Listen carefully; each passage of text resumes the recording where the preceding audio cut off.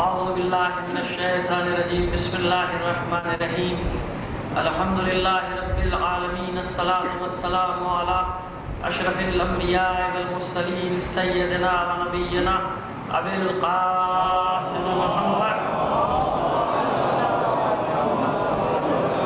وآلہ الطیبین الطاہرین المعصومین ولعنۃ اللہ علی اعدائهم اجمعین من الآن الی قیام یوم الدین اما بعد فقد قال الله تعالى في كتابه المبين وهو أصدق القائلين وقوله الحق بسم الله الرحمن الرحيم التائبون العابدون صلوات بجی محمد علیہ آپ سے درخواست ہے آج کی مجلسی ادیب اعظم مولانا سید ظفر حسن ابروی صاحب مرحوم اللہ مقاموں اہل مرحومہ سید شمیع الحسن نقوی مرحوم جو کے صاحبزادے ادیب اعظم کے اور انہیں کے ایک اور صاحبزادے شہید ڈاکٹر سید ندیم الحسن اور اسی خانوادے کے دیگر مرحومین کے سال ثواب کے لیے سورہ فاتحہ پڑھ کر بند دیجیے.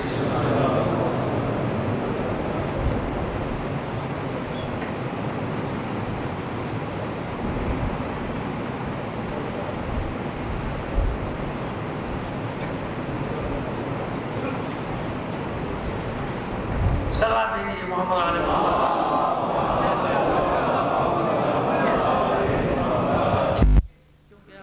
ضروری سمجھتا ہوں اور یہ ہو جانی چاہیے لوگوں کو. اب یہاں تک جب آپ پہنچ چکے ہیں تو اس بات کی بھی وضاحت ہو جانی چاہیے کہ دیکھیے ہم تفسیر کا درس نہیں کر رہے ہیں, ٹھیک ہے, سیرت اور تاریخ پر بات کر رہے ہیں. لہٰذا پہلے جو مجلس تھی میری چہلم کے دن اس میں تو میں نے آیت کا ترجمہ تفصیل سے کر دیا تھا, بتا دیا تھا آپ لوگوں کو. روزانہ اس کی ضرورت اس لیے محسوس نہیں کر رہا کہ میں نے آیت کو تبرکن سرنامہ کلام قرار دیا. تبرکن یعنی اس سے مطابق جو میرا موضوع ہے, سبجیکٹ ہے, اس سے مطابقت آیت رکھتی ہے سورہ توبہ کی 112ویں آیت, اس لیے میں نے اسے سرنامہ کلام قرار دیا ہے. لیکن آج کیونکہ 5ویں مجلس ہے پھر ایک بار اس کا ترجمہ کر دوں گا تاکہ جو لوگ پہلی مجلس میں نہیں تھے وہ یہ پریشان ہوں گے کہ 4 دن سے مولانا آیت پڑھے جا رہے ہیں اس کا ترجمہ نہیں کرتے.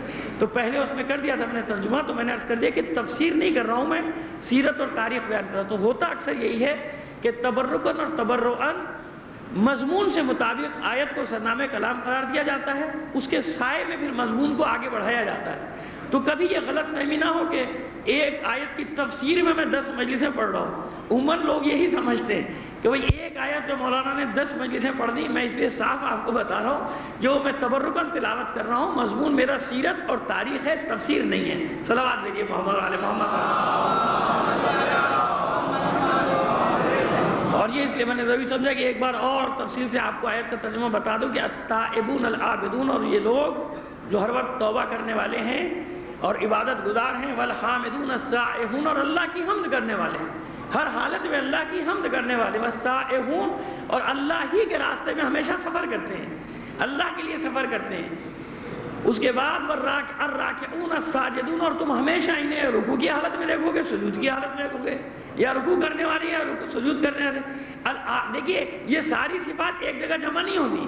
میں جو آپ سے عرض کر رہا ہوں کہ موضوع کی مطابق سے لے کے تمام صفات اگر آپ کو نظر آئیں گی کہیں جمع, تو صرف معصومین علیہ السلام کی ازواج مطہرہ میں یہ ساری صفات جمع آئیں گی, جمع نظر آئیں گی. العامرون بالمعروف, اور ہمیشہ امر بالمعروف کرتے رہیں گے, والناہون عن المنکر, ہمیشہ نہی عن المنکر کرتے نظر آئیں گے.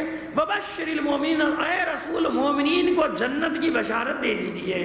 صلوات بھیجیے محمد علیہ محمد پر. یہ ہے وہ آیت.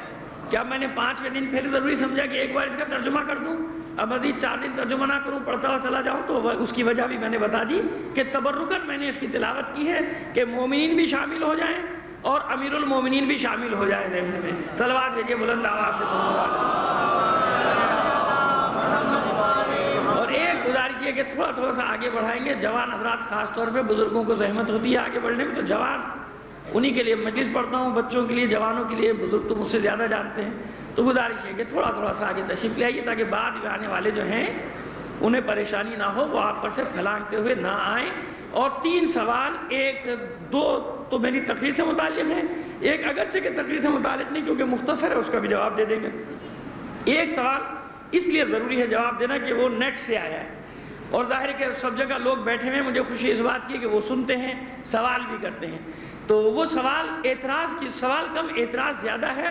میرے ایک مجلس میں نے جامعہ میں پڑھی تھی، وہ بھی نیٹ پہ گیا تھا اشرا، مصائب پر اعتراض ہوا تھا کہ یہ آپ نے روایت کہاں سے پڑھی، اور مصائب کی غلط روایت نہیں پڑھنی چاہیے۔ مجھے خوشی ہوئی کہ آپ نے اتنی جرت کی، لیکن میری ایک گزارش اور ہے کہ اور جگہوں پر بھی یہ سوال کر لیا کیجئے جہاں وہیں پہ اسی وقت گڑھ کے یہ روایت پڑھ دی جاتی ہے۔ میں تو بتا دوں گا آپ کو کہ میں نے کہاں سے پڑھی، اطمینان رکھیں۔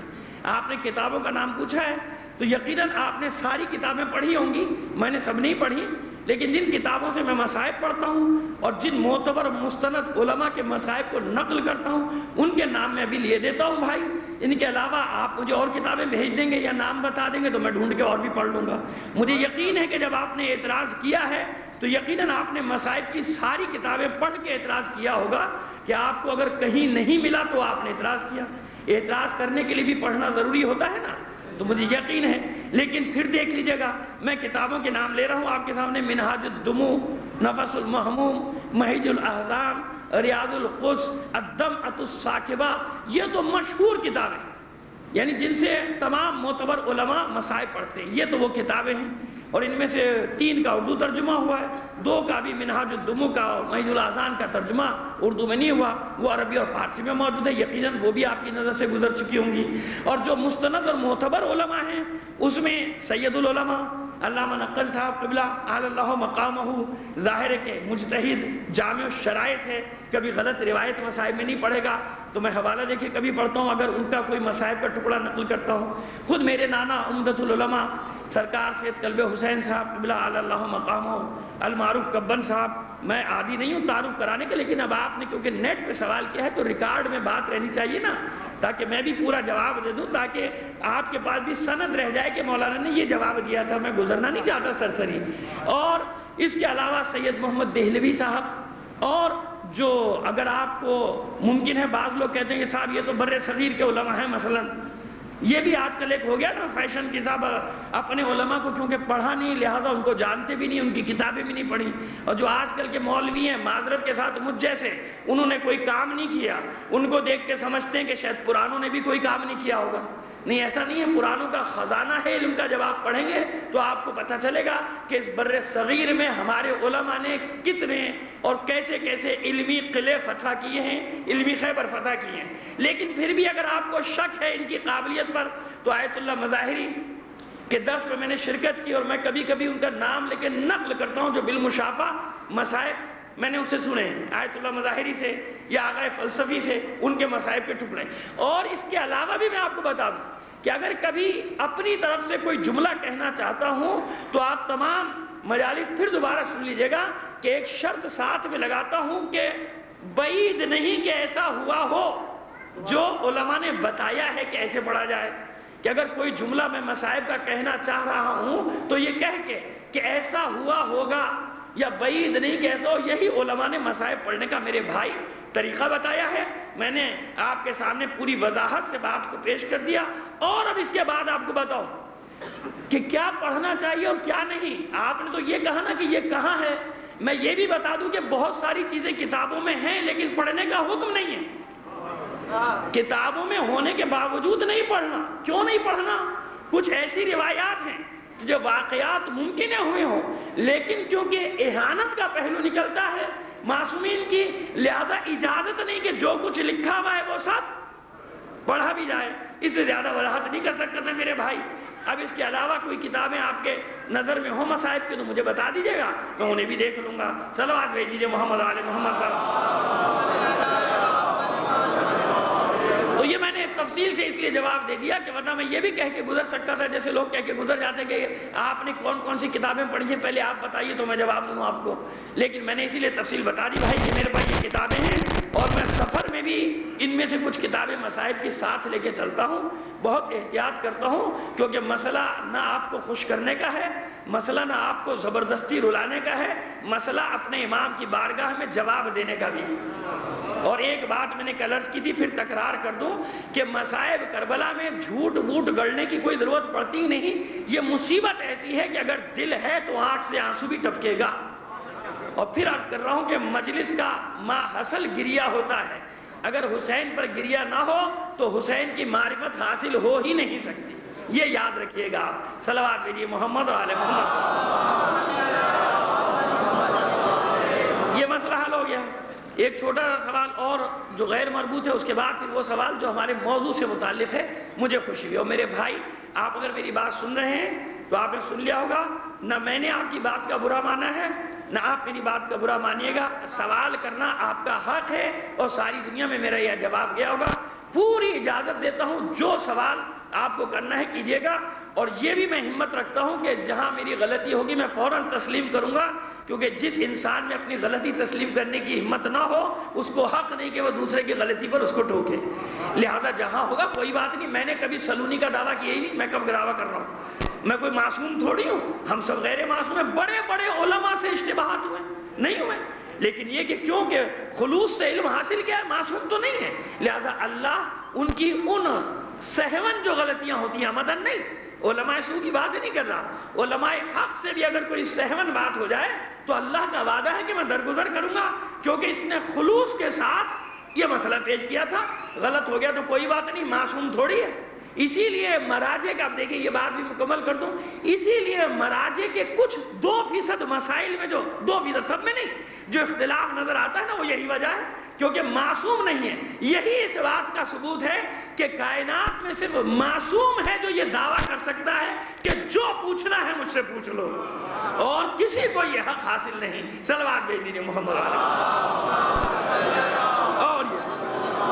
اور یہ سوال اچھا ہے، اس لیے کر رہا ہوں، اگرچہ کہ موضوع سے مربوط نہیں ہے، کہ قرآن مجید میں ارشاد رب العزت ہوا ہے کہ جو لوگ اللہ کی راہ میں قتل کر دیے جائے انہیں ہرگز مردہ نہ کہو، وَلَا تَقُولُوا لِمَن يُقْتَلُ فِي سَبِيلِ اللَّهِ ہے، اموات ہے نا، 2-3 جگہ پر ہے، اور کہیں ہے وَلَٰكِن لَا تَشْعُرُونَ، لیکن تمہیں شعور نہیں۔ حالانکہ قید لگ گئی ہے بعد میں کہ تمہیں شعور نہیں، جبکہ ہمارے یہاں بہت سے مرسیوں سلام، اور ہمارے یہاں کیا سب جگہ یہ ہوتا ہے کہ مردہ کہہ دیا جاتا ہے۔ لیجئے اس کا بھی جواب آپ کو دیے دیتے ہیں۔ دیکھیے اسی قرآن مجید میں جس میں یہ آیت ہے، اسی قرآن مجید میں یہ بھی آیت ہے کہ کل نفس ذائقۃ الموت، ہر نفس کو، کوئی بھی نفس ہو، نبی ہو، پیغمبر ہو، رسول ہو، امام ہو، کوئی تمیز نہیں۔ یاد رکھیے کہ شہادت کا مرحلہ بھی موت سے ہی گزرتا ہے، پہلا مرحلہ موت ہی ہے۔ اسی لیے اللہ نے کہا کہ یہ شہید ہیں، تم انہیں مردہ سمجھ رہے ہو لیکن تمہیں شعور نہیں، کیونکہ شعور نہیں اس لیے کہہ رہے ہو۔ وہ حیات کیسی ہے یاد رکھیے، جو مر جاتا ہے کیا وہ باقی نہیں ہے؟ جو مر جاتا ہے وہ بھی باقی ہے۔ قل یسألونک عن الروح قل الروح من امر ربی، آپ سے روح کے بارے میں پوچھا جاتا ہے رسول، یہ روح کیا ہے؟ صرف شہیدوں کی تو نہیں ہے نا، ہر شخص کی روح قبض کی جاتی ہے، یعنی دوسرے عالم میں موجود ہے، اس لیے ہمیشہ روح زیر سوال رہی۔ سوال کیا گیا یسألونک عن الروح، اے رسول آپ سے یہ پوچھتے ہیں روح کے بارے میں، قل الروح من امر ربی، آپ ان سے کہہ دیجئے کہ یہ اللہ کے امور میں سے ایک امر ہے، اللہ کے رازوں میں سے ایک راز ہے، اللہ کے اسرار میں سے ایک سر ہے، سر الہی ہے، اس کا تھوڑا سا علم مجھے دیا گیا ہے۔ اگرچہ کہ پورا بھی علم ہو تو اللہ نے حکم یہی دیا کہ رسول تھوڑے سے علم کا اظہار کرنا ہے، سارے علم کا اظہار ان کے سامنے۔ صلوات دیجیے محمد علیہ محمد پر۔ تو یاد رکھیں، اس لیے یاد رکھیے کہ یہ مجازن، ہم جو بھی کہتے ہیں مجازن، اسی لیے غم بھی منایا، جناب حمزہ کا غم منایا نا رسول نے۔ یہ تو ہمارا تشیع کا مسئلہ نہیں، یہ تو سب کا مسئلہ ہے، جناب حمزہ پر جو سوگ منایا ہے۔ تو اگر یہی مطلب جو ہم سمجھ رہے ہیں ایک آیت کو لے کے، اسی لیے کہا جاتا ہے کہ نہیں، آیت کی تفسیر کبھی تفسیر بالرائے نہ کرنا، بلکہ آیت کی تفسیر وہی جو معصوم کے کسی قول کے سائے میں ہو، معصوم کے عمل کے سائے میں ہو، اس کے فعل کے سائے میں ہو۔ تو خود معصوم نے شہید پر گریہ کر کے بتا دیا، رسول نے جناب حمزہ کی شہادت کا غم منا کر بتا دیا کہ وہ الگ چیز ہے، اور جو یہ اللہ کا وعدہ ہے یہ بتا رہا ہے کہ بے شک غم اپنی جگہ، لیکن یہ مت سمجھنا کہ عام انسانوں کی موت ان کو آ گئی، ہم نے ان کو باقی رکھا ہوا ہے۔ کیوں رکھا ہوا ہے باقی؟ ایک جملے میں اس بات کو مکمل کر دیتے ہیں، اس لیے کہ شہید کو نہیں معلوم کہ مجھے کتنے دن جینا ہے۔ اب حکمت سمجھ لیجئے آپ اس کی شہادت کی، شہید نہیں جانتا کہ میری کتنی زندگی باقی، جو بھی ہے ایک دن ہے، پتہ نہیں 100 سال ہے، کسی کو معلوم تو نہیں نا کہ اسے کتنے دن زندہ رہنا، معلوم ہے کسی کو؟ نہیں معلوم۔ تو شہید کو نہیں معلوم کہ میری کتنی زندگی ہے، ایک دن ہے کہ 1 سال ہے کہ 100 سال ہے۔ جو بھی زندگی ہے اس کا سودا کرتا ہے وہ اللہ کے ساتھ۔ اس لطیف نکتے کو سمجھ لیجئے گا، یہ سب معصومین کا صدقہ ہے۔ یہ سوال مجھے ابھی بھی کسی برادر نے دیا، لیکن اتنا اچھا تھا کہ کاش میرا موضوع یہ ہوتا تو میں اسی موضوع کے اوپر پڑھتا چلا جاتا. سوال اتنا عمدہ کیا ہے. ابھی جس بھائی نے بھی دیا ہے میں اس کو بھی داد دیتا ہوں. دیکھیں اس کو سمجھ لیجیے آپ بات کو. اب شہید اللہ سے معاملہ کرتا ہے اپنی باقی زندگی کا. اسے تو نہیں معلوم نا کہ مجھے 1 دن زندہ رہنا ہے، 10 سال زندہ رہنا ہے کہ 100 سال. معاملہ کس سے کر رہا ہے؟ اللہ سے. اپنا مال کس کو بیچ رہا ہے؟ اپنا مال کسے بیچ رہا ہے؟ اللہ کو بیچ رہا ہے نا. بیچنے والا جو اس کے پاس ہے وہ بیچ رہا ہے. میرے پاس جو ہے، آپ کے پاس جو ہے وہ بیچ رہے ہیں نا. جو میرے پاس ہے وہ میں اللہ کو دے رہا ہوں. تو اب قیمت لگانے والا کون ہے شہید کی؟ وہ ہے اللہ. مجھے نہیں معلوم کتنی زندگی ہے، میں نے تو اللہ سے سودا کر لیا کہ جو بھی زندگی ہے سب تیرے حوالے. تو اب پروردگار جب خریدے گا نفس کو تو کس قیمت پہ خریدے گا؟ تو نے اپنی باقی زندگی مجھے دی تو اب میں تجھے کبھی مرنے ہی نہیں دوں گا. یہ مطلب ہے اس کا. یعنی تیرا ذکر شہیدوں میں ہمیشہ، شہداء میں اسی طرح زندہ رکھا جائے گا. اسی لیے کہا جاتا ہے کہ شہید کی جو موت ہے، یعنی شہید کو بھی موت آتی ہے. موت ہی کا مرحلہ ہے جسے طے کر کے وہ شہادت کے عظیم درجوں کو، یعنی وہ مذاق میں ایک جملہ کہا جاتا ہے لیکن حقیقت یہ ہے کہ بھائی شہید ہونے کے لیے بھی مرنا پڑتا ہے. مرے بغیر کسی کو شہادت بھی نہیں ملتی. صلوات بھیج دیجیے محمد علیہ محمد پر. وہ کہتے ہیں نا لوگ مذاق میں کہ بھئی شہادت ہے تو بہت اچھی چیز، لیکن شہید ہونے کے لیے موت کے مرحلے سے تو گزرنا پڑے گا نا. اسی لیے دیکھیے تمام انبیاء شہداء کی صف میں ہیں نا، لیکن اسی لیے ملک الموت کا ذکر ہر ایک کے پاس. حضرت اسرائیل سب کے پاس گئے. فرق اتنا ہے کہ نبی کے پاس جاتا ہے تو اجازت لے کے جاتا ہے نا. ایسا پہلے بتائے گا، اجازت طلب کرے گا، پھر روح قبض کرے گا، باقی کسی کے لیے نہیں. تو اتنی ساری دلیلیں میں نے دے دی. اس کو یاد رکھیے گا کہ وہ مفہوم کچھ اور ہے اور موت کا حقیقی مفہوم کچھ اور ہے. موت کے مرحلے سے گزر کر، یوں سمجھ لیجیے آپ، موت کے مرحلے سے گزر کر حیات ابدی کو حاصل کرنا پڑتا ہے. صلوات بھیج دیجیے محمد علیہ محمد.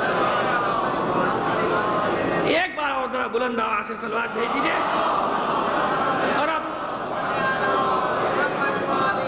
کل کی مجلس سے جو سوال پیدا ہوا اور کل ہی ہمیں دے دیا گیا تھا، آج پھر یاد دہانی بھی کرا دی گئی کہ بھولیے گا مت. تو نہیں بھولوں گا، اس لیے نہیں کہ موضوع سے متعلق ہے. میں آپ سے عرض کرتا رہا کہ ہر دور میں قیام ہوتا رہا، چاہے کبھی مخفی طور پہ چاہے کبھی علنی طور پہ. میں نے وعدہ کیا تھا دوسری مجلس میں کہ واقع حرہ پہ پڑھوں گا اور شاید کل پہنچتا، لیکن سوال کی وجہ سے آج ہی مجھے آنا پڑ گیا. سوال یہی کیا گیا کہ جناب جب باطل کے خلاف قیام لازمی تھا اور ہر امام نے کسی نہ کسی صورت میں قیام کیا، تو چوتھے امام واقع حرہ میں مدینے کو چھوڑ کر وہاں کیوں چلے گئے؟ ہاشمیوں نے اتنے بڑے قتال میں جو یزید کے جنرل مسلم ابن عقبہ کے خلاف ہوا، بنی ہاشم نے حصہ کیوں نہیں لیا؟ سب مدینہ چھوڑ کر کیوں چلے گئے؟ امام سجاد کے ساتھ باغ میں کیوں رہے؟ بہت اچھا سوال آیا ہے. اب آج کیونکہ موضوع سے متعلق ہے، یہیں سے موضوع کا آغاز کرتے ہیں. پھر اس کے بعد ایک دعا حسب وعدہ، دعا کی طرف اشارہ، یعنی دعا کی تشریح لے کر چلیں گے. اس کے بعد وقت پہنچ گیا تو پھر آج انشاءاللہ فرزدق کے قصیدے اور فرزدق کے مقام کے بارے میں بھی بات کر لیں گے. صلوات بھیجیے محمد علیہ محمد پر. سنیے اور دیکھیے، پوری توجہ رکھیے گا، کیونکہ یہ جو میں ٹکڑا پڑھ رہا ہوں یہ ہے تاریخ، اور یہ تاریخی حوالے بہت کم ملا کرتے ہیں. واقعات مل جاتے ہیں، تاریخی حوالے نہیں. واقع حرہ تو آپ نے سنا ہوگا کہ ہاں واقع حرہ ہوا تھا. اب سن لیجئے تاکہ کبھی کوئی اعتراض نہ کر سکے کہ کس کس نے بنی ہاشم میں سے اس جنگ میں حصہ لیا، کون کون شہید ہوا سید سجاد کے خاندان کا. صرف امام نے حصہ نہیں لیا تھا. صرف امام نے حکمت عملی بتا دی کہ یہ اب 2 شعبوں میں تقسیم ہو گیا ہے. ایک حصے کو تلوار سے جہاد کرنا ہے. اگر امام اس طرح سے آئیں گے، دین، یہ موقع ایسا ہے، بنو امیہ کی حکومت کا زمانہ ایسا ہے کہ دین کو اپنی اصلی حالت میں رکھنا بڑا ضروری ہے، اصلی حالت میں بچانا ہے. یہ سوائے امام کے کوئی کام انجام نہیں دے سکتا. بنو امیہ ڈرے ہوئے، وہ خود بھی نہیں چاہتے. لہذا جب مسلم بن عقبہ کو بھیجا تو یزید نے زبانی بھی تاکید کی، تحریری بھی تاکید کی کہ خبردار علی ابن حسین سے کوئی سروکار نہ رکھنا۔ کیوں؟ جانتا ہے کہ ان سے ٹکرانے کا مطلب ایک اور کربلا بنے گی۔ اور پھر یزید نے کہا کہ مجھے اطلاع ہے کہ وہ سوائے عبادت، سوائے دعاؤں، سوائے مناجات کے اور کسی کام میں حصہ نہیں لے رہے۔ تو اب آپ نے امام کی حکمت عملی دیکھی کہ امام جانتے ہیں کہ میرے چاروں طرف جاسوسوں کا جال بچھا ہوا ہے، چاروں طرف جاسوسوں کا جال ہے، لہذا دین کو بچانا ہے، پیغام پہنچانا ہے، تاریخ پہنچانی ہے۔ جیسے کل میں نے عرض کیا اسلام کیسے پھیلا، وہ پیغام پہنچانا ہے، آگے آنے والوں کو بتانا ہے، واقع کربلا کو بچانا ہے تاکہ ہمیشہ اسلام باقی رہے۔ لہذا چاروں طرف سے جاسوسوں نے یہی اطلاع دی کہ نہیں، علی ابن حسین کوئی سروکار نہیں رکھتے حکومتی کاموں سے، وہ تو صرف دعاؤں میں، نمازوں میں، عبادت میں اور رونے میں مشغول رہتے ہیں۔ انہیں نہیں پتا کہ امام کا رونا بھی کربلا ہے، امام کی نماز بھی کربلا ہے، امام کی دعا بھی کربلا ہے۔ یہ تو اب ہمیں پتا چلا نا کہ سب کچھ دیا ہوا ہی چوتھے امام کا تھا۔ اگر چوتھے امام کا وجود نہ ہوتا اس 35 سال کے پرآشوب اور خون آشام بھیڑیوں کے دور میں، تو ہم تک کچھ بھی نہیں پہنچتا کہ اسلام ہے کیا۔ صلوات بھیجیے محمد و آل محمد پر۔ اب سنیے واقع حرہ۔ واقع حرہ بھی کہتے ہیں لوگ، لیکن ہے پر زبر ہے۔ جب میں نے مفردات راغب میں دیکھا تو پھر میں بھی پہلے ہرہ ہی کہتا تھا، لیکن فتح ہے اس کے اوپر، ہے کے اوپر، اس لیے میں تصحیح کر رہا ہوں کہ اکثر لوگ ہرہ کہتے ہیں۔ کوئی زیر زبر سے فرق نہیں پڑتا، لیکن صحیح لفظ پہنچ جائے تو اچھا ہے، کیونکہ یہاں شاعر بیٹھتے ہیں اور آپ جانتے ہیں کہ شاعر زبان فوراً پکڑ لیا کرتے ہیں، اس لیے میں احتیاط کرتا ہوں شعراء کے سامنے کہ زیر زبر صحیح ہو جائے میرا ذرا سا۔ تو حرہ مقام کا نام ہے، مدینے کی مشرق کی طرف بلند ایک مقام ہے۔ یہ مقام اس لیے بتا رہا ہوں کہ جغرافیہ سمجھنا لڑائی کے لیے، جنگ کے لیے بڑا ضروری ہوتا ہے۔ میں فوجی تو نہیں ہوں، لیکن تھوڑا بہت تاریخ پڑھ کے پتہ چلتا ہے کہ جنگ میں ان چیزوں کا بہت خیال رکھنا پڑتا ہے۔ مشرق کی سمت میں ایک بلند سرزمین تھی جس کا نام تھا حرہ۔ اب تو ظاہر پورا شہر ہو گیا، اس مقام، اس زمانے اس کو حرہ کہا جاتا تھا۔ بات یہ ہوئی کہ واقع کربلا کے بعد پورے عالم اسلام میں یزید کے خلاف وہ جو مہم شروع کی تھی ثانیہ زہرا نے، وہ جو پیغام دیا تھا سید سجاد نے، بازاروں میں خود لے کر آئے تھے، استعمال کیا اپنے مطلب کے لیے معصومین نے۔ وہی والی بات کہ وہ مکروا مکر اللہ واللہ خیر الماکرین، وہ اپنی سازشیں کر رہے تھے، اللہ اپنا بندوبست کر رہا تھا۔ لہذا پورے عالم اسلام میں خبریں پھیلتی چلی جا رہی یزید کے متعلق۔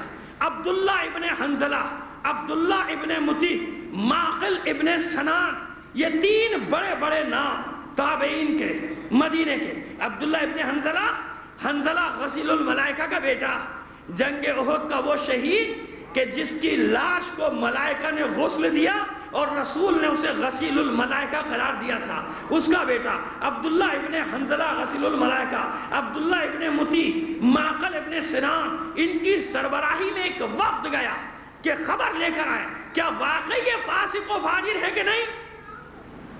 62 ہجری کے آخر میں یہ وفد گیا، 50 اشراف مدینہ۔ تاریخ تبری حصہ چہرم، اردو ترجمہ بھی دیکھ لیجئے گا، ابن خلدون جلد اول اور دوم، اس کو بھی دیکھ لیجئے گا۔ جلد اول اور دوم تین طرح سے ابن خلدون کی، ایک ہے مقدمہ ابن خلدون کی جلد اول دوم، اس کو بھی چھوڑ دیجئے گا۔ ایک ہے قصص الانبیاء ابن خلدون، تاریخ ابن خلدون جلد اول جلد دوم، اسے بھی چھوڑ دیجئے گا۔ جہاں سے شروع ہوتا ہے کہ رسول اور خلفائے رسول اور خلافت بنو امیہ مثلا، تو وہ کہلاتی ہے، وہ اول و دوم، اس کی دوسری جلد، اور اس کا قصہ چہارم تبری کا۔ اس میں آپ دیکھیں گے بالکل یہی واقعہ جو میں بتا رہا ہوں، صرف اپنی شیطنت کہیں کہیں دکھائی ہے، واقعہ اصل وہی کا وہی کہ 50 اشراف مدینہ گئے، مدینے سے دمشق گئے، دمشق میں اپنی آنکھوں سے حالت دیکھی، یزید نے ان کو رشوت بھی دی، کسی کو 1 لاکھ درہم، کسی کو 50,000 درہم، کسی کو 10,000 درہم۔ وہاں تو مخالفت نہیں کر سکتے تھے، یہ جانتے ہیں کہ گردن مار دی جائے گی۔ واپس مدینے پہنچے، پورا مدینہ جمع ہوا، پوچھا کیا دیکھ کر آئے، کہا کہ کتوں سے کھیلتا ہے، شرابی ہے، بدکار ہے، حالت نشے میں نماز پڑھتا ہے، اور کبھی کبھی اتنا مست ہوتا ہے کہ نماز بھی نہیں پڑھتا۔ یہ دونوں کے یہی الفاظ، ابن خلدون بھی اور طبری بھی، بدترین دونوں مخالف ہیں اہل بیت کے، اور دونوں تاریخوں نے یہی کردار لکھا۔ جو حسین نے 60 ہجری میں اعلان کیا تھا کہ یہ ہے ملعون، لوگوں نے نہیں مانا۔ یہی ہوتا ہے، کبھی حسین کی بات نہیں مانتے، کبھی حسین کے نمائندوں کی بات نہیں مانتے۔ اگر اس وقت حسین کی بات مانی ہوتی تو یزید مسلط نہ رہتا، اور کسی زمانے میں اگر ان کے نائبین کی بات مان لی ہوتی تو آج تمہارا یہ حشر نہ ہو رہا ہوتا۔ جب وہ کہتا تھا نائب کے شیطان ہے تو نہیں مانتے تھے، اب خود جوتے پڑھ رہے ہیں تو کہہ رہے ہیں سب سے بڑا شیطان ہے۔ صلوات بھیجیے محمد آل محمد پر۔ اب یہ تو جناب، یہ تو پیغام کا حصہ، یہ نہ پہنچا تو پھر ان علماء کی روح کو کیا جواب دوں گا کہ جن کی جوتیوں کا صدقہ ہے یہ جو ہم سب لوٹ رہے ہوتے ہیں مجلس حسین کے نام سے، مجلس حسین کے بہانے سے، اس فرش ادا کے بہانے سے واپس آئے پورے مدینے میں۔ لوگوں نے کہا تم تو انعام بھی لے کر آئے ہو، کہا تو کیا کرتے؟ اگر انعام نہ لیتے وہیں مار دیے جاتے، تمہیں بتاتا کون؟ اور ہم نے اس انعام کو خرچ نہیں کیا، بلکہ جو رقم اس نے دی ہے اس رقم کے ذریعے سے اب ہم اس کے خلاف قیام کریں گے۔ یعنی عبداللہ ابن حنظلہ غسیل الملائکہ یہ کہتے ہیں کہ جب تک ہمیں یہ یقین نہ ہو گیا کہ اگر اب ہم یزید کے خلاف کھڑے نہ ہوئے تو ہم پر آسمان سے پتھر برسنے شروع ہو جائیں گے، اس وقت تک ہم نے قیام نہیں کیا۔ پورا مدینہ یک زبان ہو گیا، اور پہلا حملہ مروان کے گھر پہ بھاگا۔ مروان نکل کے کہاں بھاگا؟ اب دیکھیے آپ، یہ وہی مروان ہے جس نے گھر اجاڑا ہے، یہ وہی مروان ہے کہ جب یزید تخت پر بیٹھا اور جناب سید الشہداء ولید ابن عقبہ والی مدینہ کے پاس آئے ہیں تو اس نے کیا کہا تھا کہ جانے مت دے، ابھی سر قلم کر دے۔ اور جب یہ مشکل میں گھرا، اس کی بیوی کون ہے؟ ام ابان بنت حضرت عثمان، یہ اس کی بیوی کا نام ہے۔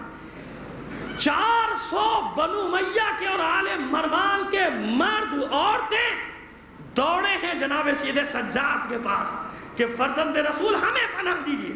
اور یہ لکھا ہے تاریخ میں، طبری نے بھی اس واقعے کو مختصر صحیح لیکن لکھنا پڑا، تاریخ کا حصہ ہے کہ اس خاتون سمیت یہی لوگ ہیں جنہوں نے الزام لگایا تھا علی ابن حسین کے دادا علی ابن ابی طالب پر قتل ثالث کا، وہی لوگ ہیں۔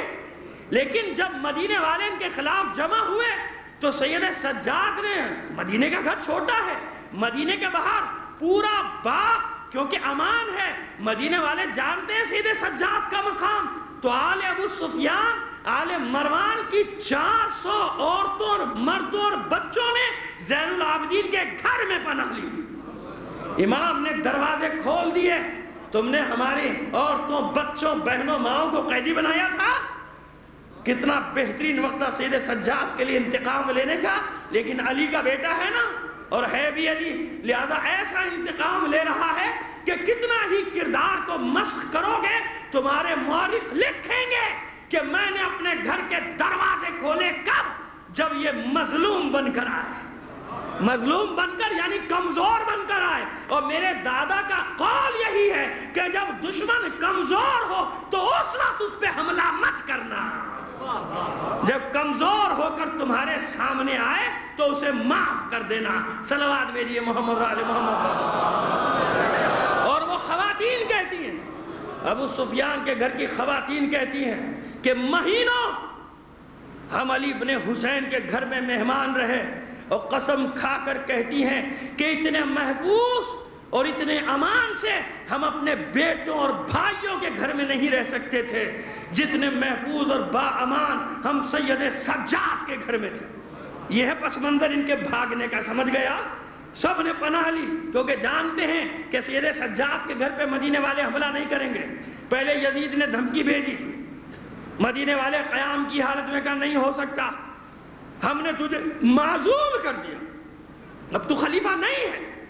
مسلم بن عقبہ کو بلایا، اس کو لشکر دیا 12,000 کا، کہ پہلے 3 دن کی مہلت دینا، یہ تاریخ کا حصہ ہے، سوئیے گا مت، آپ سے درخواست کر رہا ہوں، بڑی محنت ہے میری، گھنٹوں کی محنت ہے، آپ کے لیے خشک مجلس ہوگی، میرے لیے خشک نہیں ہے بھائی، صلوات بھیجیے گا محمد علیہ محمد۔ کہ پہلے 3 دن کی، ہاں سونے کی اجازت نہیں ہے کسی کو، وہ پہلے تو یہ کہتا ہوں کہ سونے کی اجازت ہے، گرنے کی اجازت نہیں ہے، یا لیکن اس مجلس میں اللہ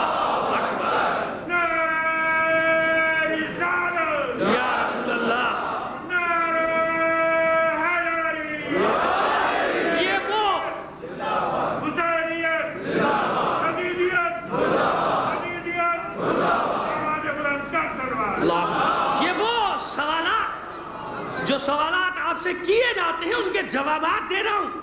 آپ کے پاس جب تک یہ ہتھیار نہیں ہوگا جوابات کا، آپ کیسے معاشرے میں لوگوں کے اعتراضات کے جواب دیں گے؟ ہمیشہ کردار کی ذوالفقار سے اہل بیت نے باطل کو نابود کیا ہے۔ اس کردار کی ذوالفقار کو اپنے پاس رکھو جس کا جواب کوئی تاریخ نہیں لا سکتی۔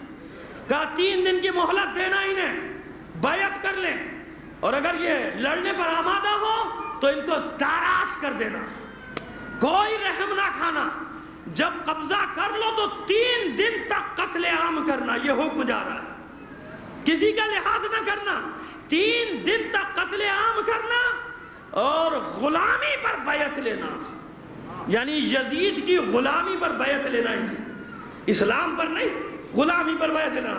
مسلم بن عقبہ پہنچا، مدینہ کا محاصرہ کیا، اور مدینہ کا محاصرہ کرنے کے بعد پیغام بھیجا، لیکن مدینے والے لڑنے کو تیار۔ اب یہ سوال کا جواب تھا لیکن میرا موضوع چل رہا ہے، اب آپ کو جواب ملے گا کہ کون کون تھا بنی ہاشم میں اور کس کس نے کیسے کیسے لڑائی کی ہے۔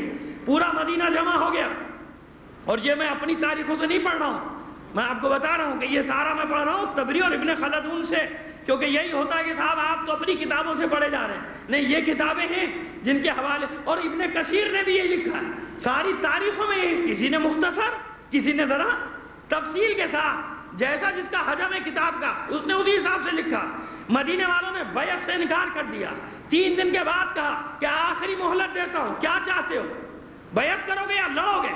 مدینے والوں نے کہا کہ ہم لڑیں گے، خندق کھودنی شروع کر دی، یہ حرہ کے مقام پر آیا۔ اب دیکھیے جنگی حکمت عملی، مشرق کی طرف ہے مدینے کے حرہ اور بلند مقام ہے، یہاں سے حملہ کیا جائے، یہ بھی بنو امیہ کے ایک فرد نے جا کے، نام میں نہیں لینا چاہتا مصلحتاً، اس نے جا کے ترکیب بتائی تھی کہ ادھر سے حملہ کرنا، کیوں؟ مشرق سے سورج طلوع ہوتا ہے، جب تم صبح کے وقت حملہ کرو گے تو تمہاری پشت پہ سورج ہوگا، ان کی آنکھوں پہ سورج پڑے گا۔ اب جنگی حکمت عملی دیکھی، ہر زمانے میں حکمت عملی اختیار کرنی پڑتی ہے بھائی، جنگ کے لیے حکمت عملی چلتی ہے، دعا اپنی جگہ، رسول نے پہلے صف بندی کی، رسول نے پہلے میدان کا انتخاب کیا، اس کے بعد دعا کی تھی میدان بدر میں بار الہ اس قلیل جماعت کی مدد کرنا، پہلے اہتمام کیا، پہلے جنگی حکمت عملی، پہلے میمنہ، پہلے میسرہ، رایت علم کس کو دینا ہے، علمدار کسے بنانا ہے، انصار کا علم کسے دینا ہے، مہاجرین کا علم کسے دینا ہے، کسے پیچھے رکھنا ہے۔ بھائی کچھ صاحبان میں بھی تو رہنے والے ہونے چاہیے نا، جن کا فخر یہ ہو کہ یہ پوری جنگ کے دوران رسول کے ساتھ چھتری کے نیچے کھڑے تھے، کیونکہ جانتے تھے کہ سب سے محفوظ جگہ ہی یہی ہے۔ صلوات بھیج دیجئے محمد علیہ محمد ہے۔ تو یہ اس لیے کرتا ہوں کہ توجہات آپ کی پھر واپس آ جائیں میری طرف۔ تو جنگ احد میں اہتمام کیا رسول نے، جنگی حکمت عملی ترتیب دی نا، احد کے پہاڑ پر کچھ لوگوں کو مقرر کیا، خبردار جب تک میرا حکم نہ ہو، جنگ ختم نہ ہو جائے، اس درے کو نہ چھوڑنا، پھر دعا کی۔ لیکن جب حکمت عملی خراب ہوئی، جب لوگوں نے رسول کے منصوبے کی خلاف ورزی کی تو پٹائی ہوئی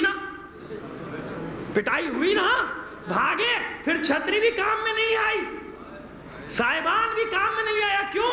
دیکھا کہ اب تو رسول پر بھی حملہ ہو رہا ہے، رسول کے بھی دندان مبارک شہید ہو گئے، رسول کی پیشانی پر بھی زخم آیا. تو یہی تو ہمارا سوال ہے کہ بدر میں چھتری تلے کھڑے ہونے والے احد میں کہاں چلے گئے تھے؟ کوئی تو زخم انہیں بھی آ گیا ہوتا. سرکار صلوات بھیج دیجئے محمد علی محمد پر. تو زخم کا نہ آنا بتا رہا ہے کہ بڑے ہوشیار تھے. صلوات بھیجیے محمد علی محمد پر.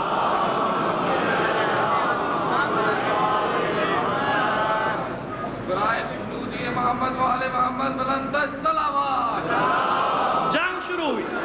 اب بات سمجھ میں آ گئی کیوں اس کو واقع حرہ کہا جاتا ہے کہ حرہ کا مقام اتنی اہمیت کا حامل تھا اس جنگ کے لیے. لہذا حملہ ہوا, جنگ شروع ہوئی اور مدینے والے جی توڑ کر لڑنے لگے. ایک سپاہی کا مجھے نام ملا کہ جو 20 سواروں کے ساتھ حملہ آور ہوا اور ان کو دوڑاتا ہوا لے گیا. اس کا نام تھا فضل ابن عباس.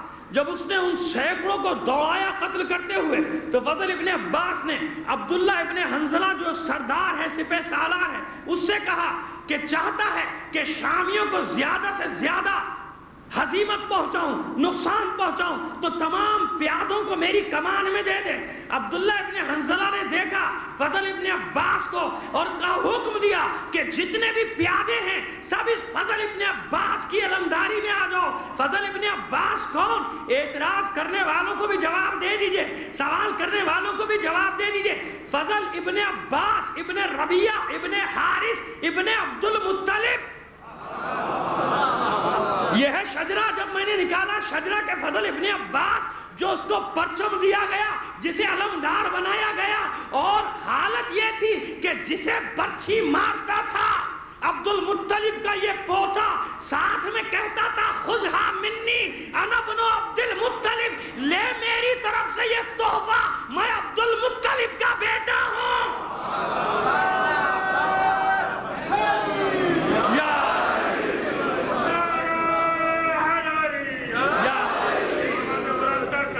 تو یہ رکھا کیجئے کہ کہاں تھے اہل بیت, کہاں تھے ہاشمی.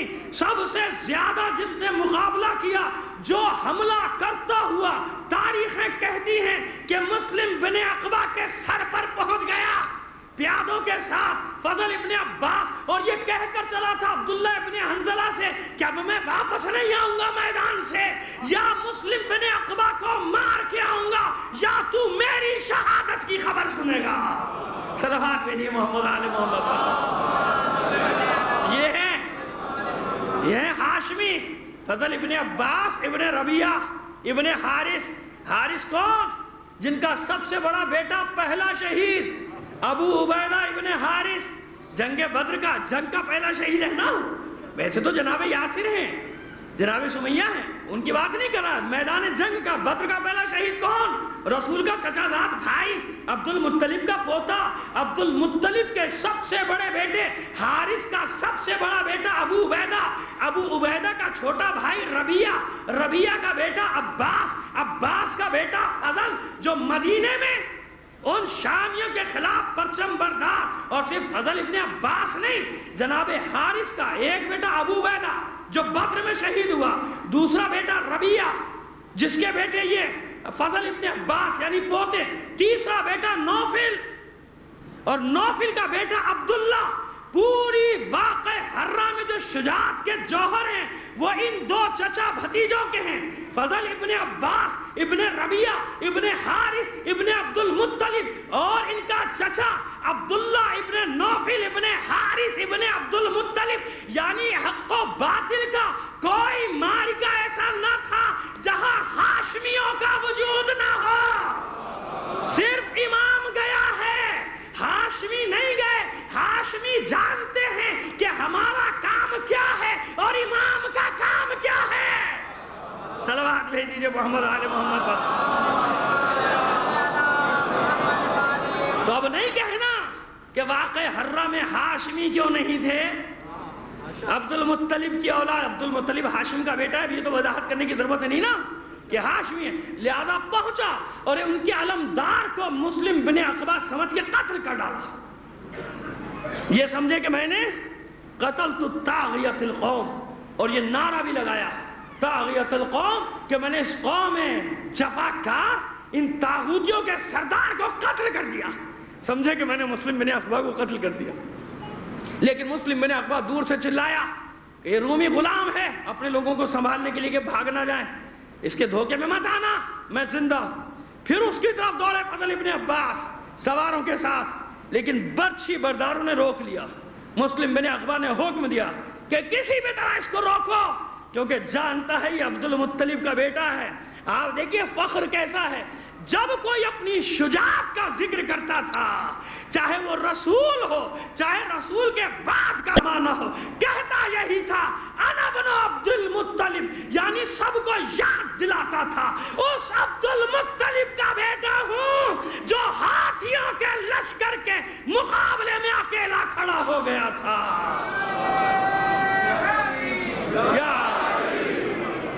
صلوات بھیجیے بلند آواز سے. بات واضح ہو گئی. اب یہ تاریخی پیغام چاہتا تو صرف واقعہ پیش کر دیتا، لیکن اتنی تفصیل سے پڑھنے کا مقصد یہ تھا کہ بات ریکارڈ میں آج کل رہ جاتی ہے، پہلے ہوا میں نکل جاتی تھی، اب ریکارڈ میں رہ جاتی ہے بات، بعد میں بھی سن سکتے ہیں. اگر کوئی نہ مانے اس کو لے جا کر دے بھی سکتے ہیں، اسی لیے میں نے نام بھی لے دیے اردو ترجمے بھی، جبکہ اردو ترجمے والوں نے بڑی گڑبڑ بھی کی ہے. بڑا کہا کہ خوف زدہ تھے سیدھے سجاد، عجیب خوف زدہ تھے. ابھی مصائب کے دور میں بتا دوں گا کہ خود ہی اس امام کا یہ جملہ بھی لکھتے ہو اور خود ہی یہ لکھتے ہو کہ مسلم بن عقبہ کے مقابلے میں بڑے خوف زدہ تھے امام، بڑے یعنی دہشت سے معاذ اللہ. ایک ملعون نے تو یہاں تک لکھ دیا کہ خوف سے کانپ رہے تھے، حسین کا بیٹا، کوفہ شام سب سر کر کے آ گیا. وہ اس مسلم بن عقبہ ملعون کے خوف سے تو یہ کی ہے، اپنی کارستانیاں تو ضرور دکھائی ہیں، لیکن اس کے باوجود کچھ نہ کچھ کہہ کے چلے گئے کیونکہ اس کے بغیر گزارا نہیں تھا. صلوات بھیجیے محمد آل محمد. تو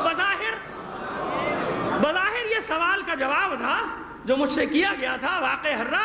لیکن مجھے تو ویسے بھی پڑھنا تھا واقعہ حرہ، کیونکہ امام کی زندگی کا واقعہ ہے نا، سیرت سجاد کا ایک پہلو ہے کہ کسی ہاشمی کو نہیں روکا لڑنے سے. کیوں؟ حق و باطل کا معرکہ ہے. آخر میں یہی ہوا، مدینے کے لوگ ہار گئے. ہارنے کے بعد سنیے، یہی تاریخیں کہتی ہیں کہ 3 دن تک کھلا چھوڑ دیا اس نے، معافی نہیں، توبہ نہیں، بیعت بھی نہیں. 3 دن تک تو جتنا قتل عام کر سکتے ہو کرو.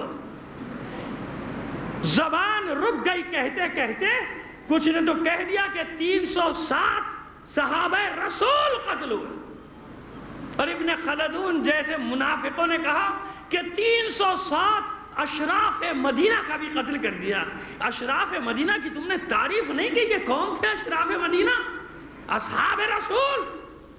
ہزاروں مسلمانوں کی بے حرمتی کی گئی، مسجد نبوی کو گھوڑوں کا استبل بنا دیا گیا، سڑکوں پہ خواتین کی، صحابہ کرام کی حرمت کو پامال کیا گیا. یہی تو میں کہتا ہوں افسوس اسی بات کا ہے. یہی سوال تو ہم کرتے ہیں کہ دفاع کا دعویٰ کرنے والوں پہلے گریبان میں جھانک کے تو دیکھو کہ کس نے مدینے کی گلیوں میں صحابہ کی حرمت کو پامال کیا تھا. واقعہ حرہ کوئی تاریخ نہیں جو واقعہ حرہ کے بغیر مکمل ہو جائے. 3 دن لوٹ مار کے بعد قتل عام سے تھک گیا، پھر اعلان کیا کہ بیعت لو ان سے اور یزید کی غلامی پر بیعت لو، اسلام پر نہیں، سنت رسول پہ نہیں، حتیٰ سنت شیخین پہ بھی نہیں، بلکہ یزید کی غلامی پر جو بیعت کرے اس کی جان بخشنا ہے. اور اس کے شانے پر یزید کی غلامی کی مہر لگائی جاتی تھی. یہ ہے جناب تاریخ، اس کو ذرا پڑھ لیا کیجئے، کیونکہ تاریخ خطبوں میں بیان نہیں کی جاتی، اس لیے لوگ گمراہی میں پڑے رہ جاتے ہیں. لوگوں کو پتہ ہونا چاہیے کہ کیا کیا گیا مسجد نبوی کے ساتھ، کس طرح حرمت پامال کی گئی خانہ کعبہ کی. کیونکہ مسلم بن عقبہ نے جب مدینے والوں کو یہ پیغام بھیجا تھا کہ بیعت کر لو، 3 دن کی مہلت ہے، تو ساتھ میں یہ بھی کہا کہ کیونکہ تم محترم شہر کے رہنے والے ہو، میں نہیں چاہتا تمہارے خون میں ہاتھ رنگوں، میں تو چاہتا ہوں کہ تمہارے ساتھ مل کر اس ملحد کو قتل کروں جو مکے میں ہے. کسے کہا تھا ملحد؟ عبداللہ ابن زبیر کو. تاریخوں میں لکھا ہوا ہے کہ وہ اس کو ماننے کو تیار نہیں تھا مسلمان جسے آپ خلیفہ کہتے ہیں، جیسے آپ کہتے ہیں حضرت عبداللہ ابن زبیر رضی اللہ تعالیٰ عنہ، اس کو یزید کا سپہ سالار حکم دے کر بھیجا تھا یزید نے کہ پہلے مدینہ اور پھر مکے میں اس ملحد کو ختم کر کے آنا۔ تو مسئلہ کوئی عجیب نہیں، یہ نعرہ بھی نیا نہیں، یہ الزام بنے جس کو جس کی مرضی ہر دور میں یہ کہتا چلا آیا۔ یہ تاریخ کے وہ صفحے ہیں جن کا ریکارڈ میں آنا ضروری تھا، کیونکہ اتنی موٹی موٹی کتابیں الماری میں رکھی ہوئی اچھی لگتی ہیں، پڑھنے کی کسی کے پاس فرصت نہیں ہوتی۔ میں اس لیے حوالے دے رہا ہوں کہ جب دل چاہے انہیں کھول کر پڑھ لیجئے گا۔ صلوات بھیج دیجئے محمد علی محمد پر۔ بہت دیر ہو گئی، چاہتا کچھ ہے انسان، موضوع کہیں کا کہیں، موضوع وہی چل رہا ہے میرا، لیکن اس میں اتنی تفصیل ہوگی، لیکن پھر بھی کچھ نہ کچھ تو بات کرنی ہے۔ اس دعا کا 8ویں دعا کا حوالہ تو دینا ہے، کیونکہ دعاؤں کا میں سہارا بنا رہا ہوں۔ کل میں نے ایک بات عرض کی تھی، ہم مانگنے کو دعا کہتے ہیں۔ امام سجاد سکھا رہا ہے کہ صرف مانگنا دعا نہیں ہے، بلکہ کچھ چیزوں کا نہ مانگنا بھی دعا ہے۔ یعنی کچھ چیزوں کے لیے دعا کرو کہ اللہ یہ نہ دے، ہم دعا یہ کرتے ہیں کیا اللہ یہ دے دے، اللہ یہ دے دے، مولا یہ دے دے، بحق پنجتن یہ دے دے، یہی کہتے ہیں نا۔ مولا سے بھی مانگیں گے مولا یہ دے دے، نہیں، مولا سکھا رہا ہے صرف یہ نہیں بلکہ کچھ چیزوں کے لیے دعا کرو کہ پروردگار یہ مجھے نہ دے، یہ ضروری ہے بہت۔ وہ جو کل میں عرض کر رہا تھا کہ بس وہ تسبیحاں یاد کرو کہ جن سے کاروبار میں ترقی ہوتی چلی جائے، کاروبار میں ترقی ہوتی چلی گئی، اور اگر تم اپنے نفس کے محافظ نہ رہے تو یہی مال تمہارے لیے عذاب بن جائے گا کہ نہیں۔ تم نے دعا مانگی کاروبار میں ترقی ہو، شاید اللہ اسی لیے بعض افراد کی دعا قبول نہیں کرتا کہ وہ اسے اچھے لگتے ہو، مومن ہے، ایسا نہ ہو حد سے زیادہ مال آ جائے تو تم ایک ہی دعا مانگ رہے ہو، وہ دعا مل گئی، مال مل گیا۔ یہ کہاں طے تھا، یہ کب دعا مانگی تھی کہ پروردگار جب مال مل جائے تو مجھے مغرور نہ بنانا، مال مل جائے تو مجھے ایسا نہ بنانا کہ میں کسی غریب کی تحقیر کروں، کسی غریب کو ذلیل کروں، مال مل جائے تو ایسا نہ بنا دینا کہ اپنے سوا کسی کو انسان ہی نہ سمجھوں، نہ حقوق اللہ ادا کروں نہ حقوق عباد ادا کروں۔ تو ہم تو یہی مانگ رہے ہیں نا۔ تو امام بتا رہا ہے ان دعاؤں میں کہ نہیں، کچھ دعائیں، کچھ چیزیں ایسی ہیں جن کے لیے یہ دعا کیا کرو کہ بار الہ مجھے یہ نہ دے۔ اور صحیفہ سجادیہ کی 8ویں دعا شروع ایسے ہوتی ہے، اللہم انی اعوذ بکا ہیجان الحرص وصورت الغضب وغلبت الحسد وضعف الصبر وقلت القناعت۔ درود میں پڑھ چکا نا کل کہ درود وہی ہے کہ اس درود میں بھی پوری تاریخ بتا دی۔ ہر دعا سے پہلے وہ درود پڑھتا ہے امام، جو صحیفہ سجادیہ کی دوسری دعا کی صورت میں موجود ہے۔ اس کے بعد کہتا ہے باری الہ پناہ مانگتا ہوں، کیونکہ 5 سے مجلسوں میں ہر روز صرف ایک ہی دعا کی طرف اشارہ ہو سکتا ہے، شوق دلانے کے لیے کہ کبھی پڑھ لے انسان۔ یہ 8ویں دعا ہے، پروردگار میں پناہ مانگتا ہوں تجھ سے اس چیز سے کہ لالچ مجھ پر غالب آ جائے، حرص یعنی لالچ کا ہیجان مجھے ہو جائے، لالچ کا ہوکا مجھے ہو جائے۔ انی اعوذ بکا من ہیجان الحرص، میں حرص کے لالچ سے، اس لالچ کے طغیان سے، لالچ کے ہیجان سے میں تجھ سے پناہ مانگتا ہوں۔ بار الہ مجھے دور رکھنا، یعنی حریص نہ بنانا۔ اور بعض اوقات حرص اور حرص بھی کہہ جاتے ہیں، اسی لیے اماموں کی دعاؤں میں اردو بھی صحیح ہو جاتی ہے۔ عربی کا لفظ آیا نا تو ہیجان الحرص یعنی حرص لفظ ہے۔ جیسے مرض کو لوگ مرض کہہ جاتے ہیں، مرض ہے فزادہم اللہ مرضا، تو اردو زبان تو آپ جانتے ہیں کہ ملغوبڑا ہے بہت ساری زبانوں کا، کچھ عربی سے آیا، کچھ فارسی سے، کچھ سنسکرت سے، کچھ ترکی سے، کچھ ہندی سے، کچھ پنجابی سے، کچھ سندھی سے، کچھ پشتو سے، جی ایسا یہ سب زبانیں اس میں شامل ہیں، تو ان سب کا ہے۔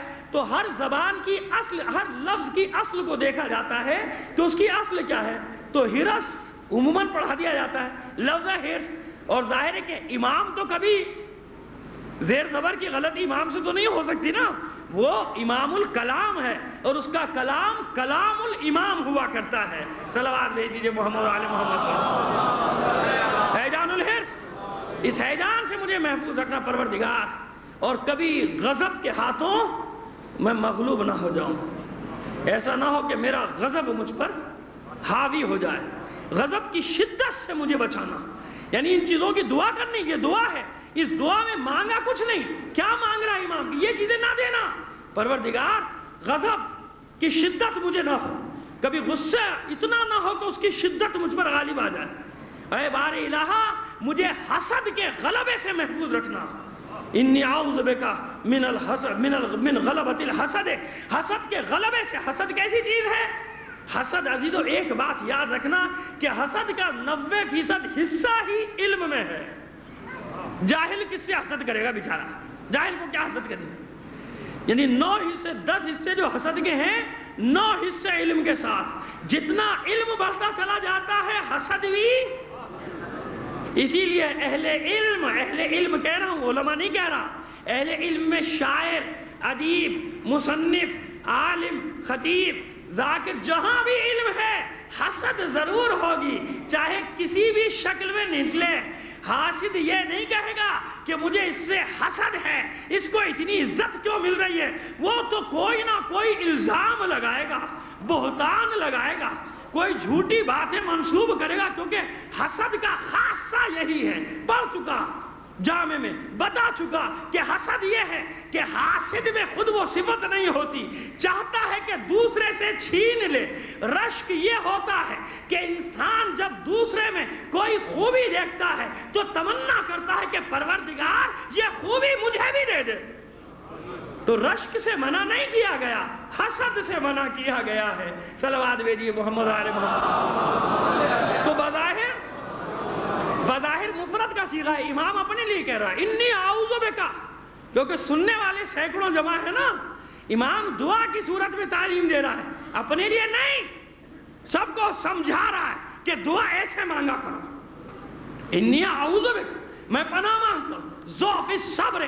پروردگار کبھی ایسا نہ ہو کہ صبر کا دامن میرے ہاتھ سے چھٹ جائے. صبر شجاعت کا سب سے اہم پہلو ہے، یاد رکھیے گا. جہاں صبر نہیں ہوتا وہاں شجاعت ہوتی نہیں. بہادری کا لازمہ صبر ہے. اگر صبر نہیں تو بہادر نہیں ہے. بہادری کا خاصہ یہ ہے کہ صبر کی مختلف شکلیں ہیں. کبھی دشمن کے سینے سے اتر کے بتاتے ہیں کہ صبر اسے کہتے ہیں. بزدلی تو نہیں ہوئی نا. یا بزدلی سمجھتا ہے انسان سڑکوں پہ صبح شام کے جھگڑے بتاتے ہیں، ہے نا. جناب میں اتنا بڑا ہے، اگر میں چپ ہو گیا، خاموش ہو گیا تو یہ تو میری بے عزتی ہے، یہ مجھے بزدل سمجھے گا. لہذا چاہے دنیا یہ کہے کہ ہم تو پڑھا لکھا سمجھے تھے، یہ بھی، لیکن عزیزو نہیں. صبر شجاعت کا خاصہ ہے. اشجع الناس، معصوم کی بات نہیں کر رہا. معصوم کے غلاموں سے پوچھو کہ صبر کیسے بتاتا ہے کہ بہادری کیا ہے، کیسے بتاتا ہے. تماشا کر رہا ہے ایک شخص، باہر کی شہر سے آئے، کوفے میں الٹی سیدھی حرکتیں کر رہا ہے، کچھ غلط حرکتیں بھی ہیں. ایک شخص وہاں سے گزرا، اس نے دیکھا، اسے منع کیا، امر بالمعروف کیا، نہ کریے. بات آگے بڑھی، اس نے ایک عام انسان سمجھ کے اس کے منہ پہ تھوک دیا، اس روکنے والے کے شخص پہ تھوک دیا. اس نے اپنے ابا کے دامن سے چہرہ صاف کیا، آگے بڑھ گیا. مجمع اس شخص کو دیکھتے ہی فرار ہو گیا. جیسے اس نے تھوکا باقی لوگ بھاگ گئے. یہ حیران ہو گیا کہ کیوں چلے گئے سب بھاگ کے. میں لڑ لیتا، میں تلوار نکال لیتا. دکاندار جیسے اب ہوتا ہے نا کہ دکانیں بند کرنا شروع کر دی. اس نے ایک سے پوچھا کیا ہوا، کیا مسئلہ؟ کہا کہ تو نے کیا کیا ہوا؟ میرا معاملہ ہے، تم کیوں ڈر رہے ہو؟ کہا تو جانتا ہے کون ہے یہ؟ جانتا ہے اسے کون ہے؟ کہا کہ نہیں میں تو نہیں جانتا. ہاں. کہتا اسی لیے تو نے یہ حرکت کی. یہ علی کا سپہ سالار مالک اشتر ہے. علی کا سالار مالک ابن حارث نام ہے نا، مالک اشتر کہلاتے ہیں. مالک اشتر ہے. اب اس پر خوف طاری ہوا، دوڑو اس راستے کی طرف، پوچھتا جا رہا ہے مالک کو دیکھا جاتے ہوئے. اور لوگ بتاتے ہیں ہاں ابھی یہاں سے گزرے. یہاں تک کہ کوفے کی مسجد تک پہنچ گیا. لوگوں نے کہا ہاں ابھی داخل ہو مالک. اس نے جا کر دیکھا مالک سجدے میں بیٹھ گیا پیچھے، کہ جب یہ سجدے سے سر اٹھائے اور میں اس کے پیر پکڑوں ورنہ قتل کر دیا جاؤں. کچھ دیر کے بعد مالک نے سر اٹھایا، چہرہ آنسوں سے تر ہے. مالک اس نے پیر پکڑ لیے، خدا کے لیے مجھے معاف کر دو، میں تمہیں نہیں جانتا تھا۔ مالک نے سینے سے لگایا، میرا مسجد میں آنے کا کوئی ارادہ نہیں تھا، جب تو نے میرے منہ پر تھوکا اسی وقت میں نے ارادہ کیا تھا، اور میں جب سے بارگاہ رب العزت میں تیرے لیے دعا کر رہا تھا کہ اے پروردگار یہ مجھے نہیں جانتا، اس کی خطا کو بخش دینا۔ یہ ہے بہادری، یہ ہے دلیری۔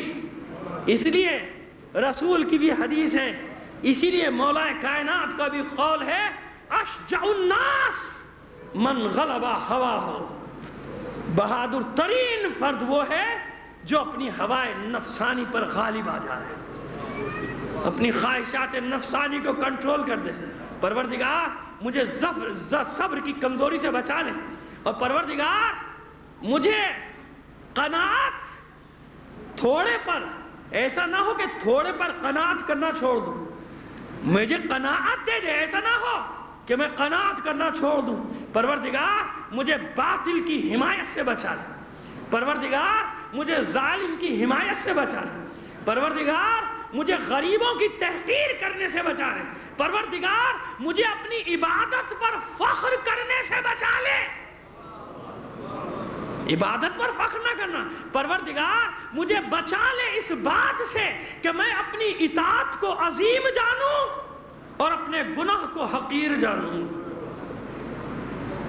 غور کریں جملوں پر، سن لیجئے، معلوم نہیں کہاں آپ کو دوبارہ پھر سننے کو ملے نہ ملے، یہ باتیں بھی کانوں تک پہنچنی چاہیے نا۔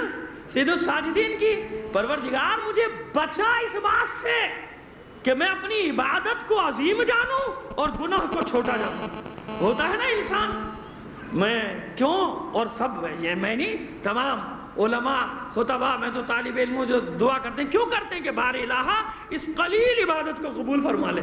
کیوں؟ چوتھے امام کا قول ہے کہ کبھی اپنی عبادت کو عظیم نہ جاننا، چاہے کوئی بھی عبادت ہو۔ لوگ کہتے تھے بازاداری جیسی اتنی بڑی عبادت، آپ کہتے ہیں قلیل عبادت نہیں، عبادت عظیم ہے، میں بہت حقیر ہوں، میں اس عبادت کا حق نہیں ادا کر سکتا۔ یہ اس بات کا اعلان ہے کہ بار الہا جو حق تھا میں وہ ادا نہیں کر سکا۔ چوتھے امام کا قول کبھی اپنی کسی عبادت کو عظیم نہ جاننا، پروردگار مجھے بچا لے اس بات سے کہ میں اپنے گناہوں کو حقیر جانوں۔ کیا کہنا چاہ رہا ہے مالک؟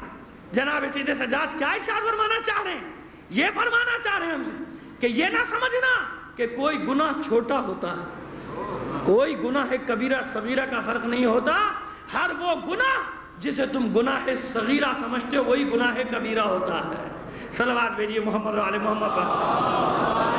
مجبوری تھوڑا سا اگر 5-10 منٹ زیادہ ہو جائیں تو برداشت کر لیں گے، وہ جو وعدہ کیا ہے میں اس وعدے کو پورا کرنا چاہ رہا ہوں۔ بلند آواز سے صلوات بھیج دیجیے محمد و آل محمد پر۔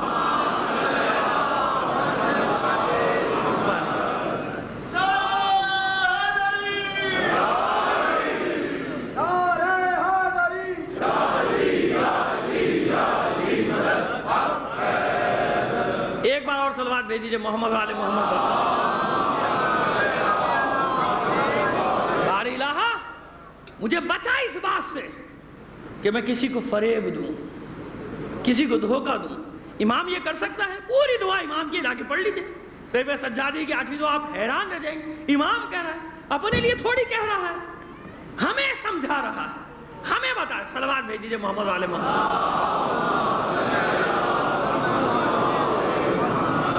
اب یہ جو بیچ میں دوسری مجلسیں شروع ہو جاتی ہیں یہ مجھے ڈسٹرب کر دیتی ہیں۔ ایک بار اور صلوات بھیجیے۔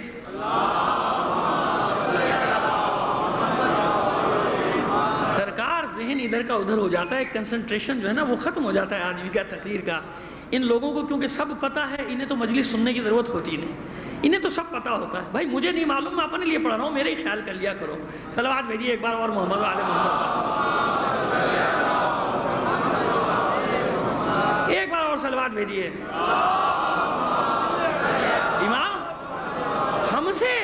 ہم سے کہہ رہا، حالانکہ صیغہ کیا استعمال کر رہا، انی اعوذ بک، پروردگار میں پناہ چاہتا ہوں، لیکن ہمیں بتا رہا ہے کہ جب سید سجاد کا یہ عالم ہے، بتا رہا ہے اس لیے عبادت کرتا ہوں تاکہ اللہ کو یہ ادا بہت پسند ہے اپنے بندوں کی. ہمیں بتا رہا ہے ہمارا مولا.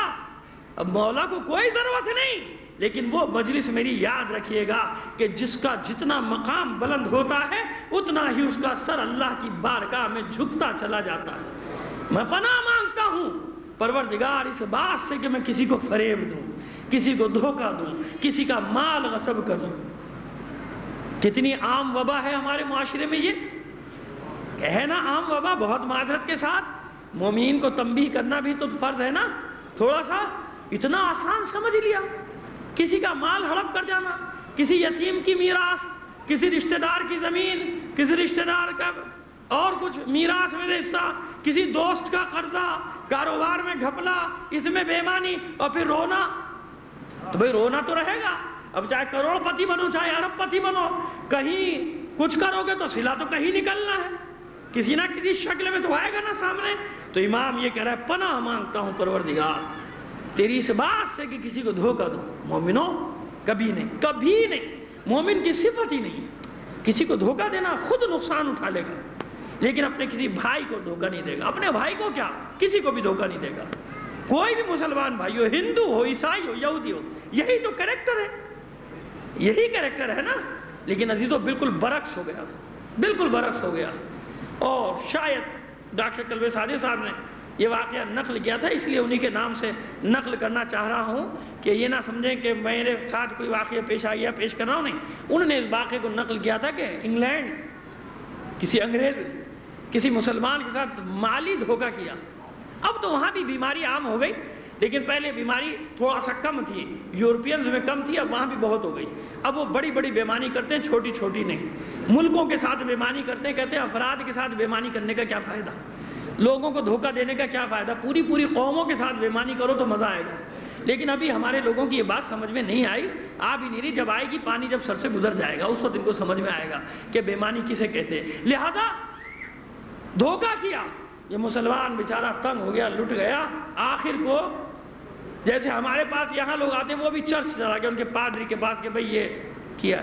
اس نے جلدی سے ایک جملہ لکھا اور ٹیپ لگا کے بند کر دیا اس خط کو، اور کہا جا کے یہ اس کو دے دے، تیرے پیسے مل جائیں گے، تیرے پیسے واپس مل جائیں گے، یہ اس کو دے دے خط. وہ واپس لے کے گیا، ٹیپ لگا ہوا تھا. اس انگریز نے اس کو کھول کے پڑھا، جلدی سے جا کے چیک کاٹا، بھائی لے جا اپنے پیسے. مسئلہ کیا ہوا کیا؟ ایک نے کہتا بس تم اپنے پیسے لے جاؤ، باقی باتیں چھوڑو، لے جاؤ، کچھ تو نہیں ہے تمہارا. کہتے ہیں بہت ضد کی تو اس نے دکھایا، خود پڑھ لو. اس پہ لکھا یہ تھا کیا تم مسلمان ہو گیا؟ کہ میرا تو دل چاہتا ہے کہ جو صورتحال ہے اس کا لفظ ایک اور بدل دوں کیا تو، لیکن خیر برا مان جائیں گے آپ. صلوات بھیجیے محمد علی محمد پر.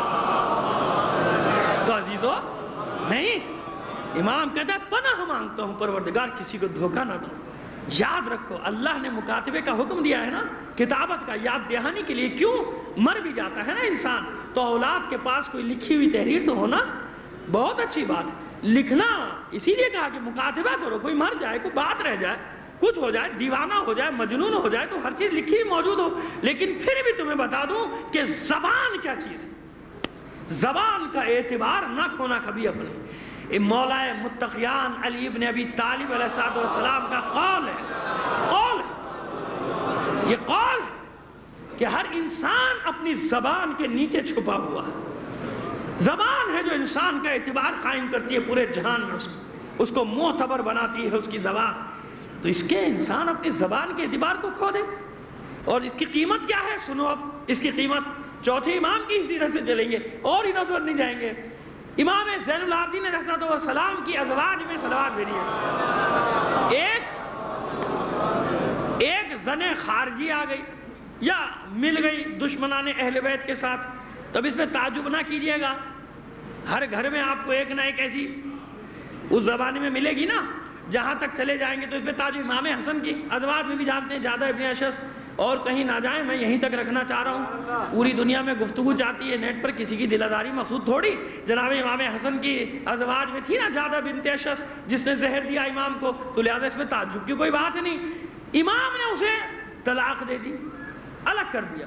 یا کنیزوں میں تھی، نکال دیا اس کو، دے کے اس کا جو بھی حق تھا. اس کو جیسے ہوتا ہے نا، ایجنٹوں نے قابو کر لیا. ایجنٹوں نے پکڑ لیا کہ ان کے خلاف استعمال کیا جائے. وہ یہ چاہتے تھے کہ کسی طرح ایک بار حسین کے بیٹے کو عدالت میں لے آؤ. یہ بھی بڑی بات ہے نا کسی کے لیے, عدالت میں جانا. اب تو لوگ شوق سے جاتے ہیں, اب تو اس کی عزت ہی نہیں جس کے 4-5 مقدمے نہ چل رہے ہوں. کہ نہیں یہ کیا بات ہوئی بھائی, وہ مقدمے نہیں چل رہے, چاہے وہ کسی بھی قسم کے مقدمے ہوں, کیسے بھی ہوں, زمین کے ہی صحیح چلیں, جھگڑوں کے نہ صحیح. لیکن جناب وہ زمینداری کیا ہوا جس کے 50-60 مقدمے نہ درج ہوں, وہ 30-35 اس کے خلاف, 30-35 اس نے نہ کی ہوں. تو اب تو عزت کا معیار یہ کہ جناب فائلیں ہوں, وکیلوں کا خرچہ ہو, اور پھر اس کے بعد بتائے لوگوں کہ بھائی مقدمہ چل رہا ہے, آج مجھے ہائی کورٹ جانا ہے, آج مجھے سیشن کورٹ جانا ہے, آج سپریم کورٹ میں میری اپیل لگی ہے نا ایسا. لیکن اس زمانے میں یہ تھا کہ نہیں, عدالت میں جان کسی انسان کا, اور وہ بھی جو اشرف المخلوقات, اشرف المخلوق. ضرور ہے کہ ایک موقع یا 2 موقع سے ملیں گے کہ مولا کائنات بھی گئے, اپنی حکومت کے دوران بھی گئے, لیکن وہ مسئلہ دوسرا تھا. یہاں مسئلہ اور ہے, کیونکہ سید الساجدین نمونہ بنا ہوا ہے, یعنی جو حقیقی تقدس ہے اس کا دعویٰ دائر کرا دیا کہ میرے 400 درہم نکلتے ہیں علی ابن حسین پہ, انہی نے میرا حق نہیں دیا. اچھا وہ جانتے ہیں کہ جھوٹ ہے, اور امام آ کے ثابت کر دیں گے, چلی جائے گی بات ہی کہ عدالت میں آ جائے. امام کو نوٹس پہنچ گیا قاضی کا, کیا آپ پر دعویٰ کیا ہے ایک عورت نے 400 درہم کا, آ کے اس کی وضاحت کیجئے, کلیئر کیجئے. امام نے غلام کو حکم دیا 400 درہم دے گا, جا کے دے دے اس عورت کو, دے دے اس عورت کو. کیوں؟ عدالت میں اس کے پاس گواہ بھی نہیں ہے. جب گواہ نہ ہو تو میں آپ کو بتا دوں قانون شریعت کیا ہے. دعویٰ کرنے والے کے پاس اگر کوئی گواہ نہ ہو تو جس پر دعویٰ کیا جائے یعنی مدعا علیہ, اس کو قسم کھانی ہوتی ہے. وہ قسم کھا لے, دعویٰ خارج, کیونکہ گواہ ہے نہیں نا کوئی اس کے پاس, گواہ نہیں ہے, بینہ نہیں, لہذا یہ قسم کھائے گا. تو امام کو قسم کھانی تھی, جا کے بس اتنا کرنا تھا کہ قسم کھا لیتے, کیونکہ اس کے پاس کوئی گواہ نہیں, کوئی کتابت نہیں, کچھ بھی نہیں. امام کو قسم کھانی تھی عدالت میں جا کے, معاملہ ختم ہو جاتا. امام نے کہ 400 درہم دے گا, جاؤ دیا اس عورت کو, قاضی کو دے دو, 400 کا دعویٰ کیا ہے, دے دو اس کو 400 درہم.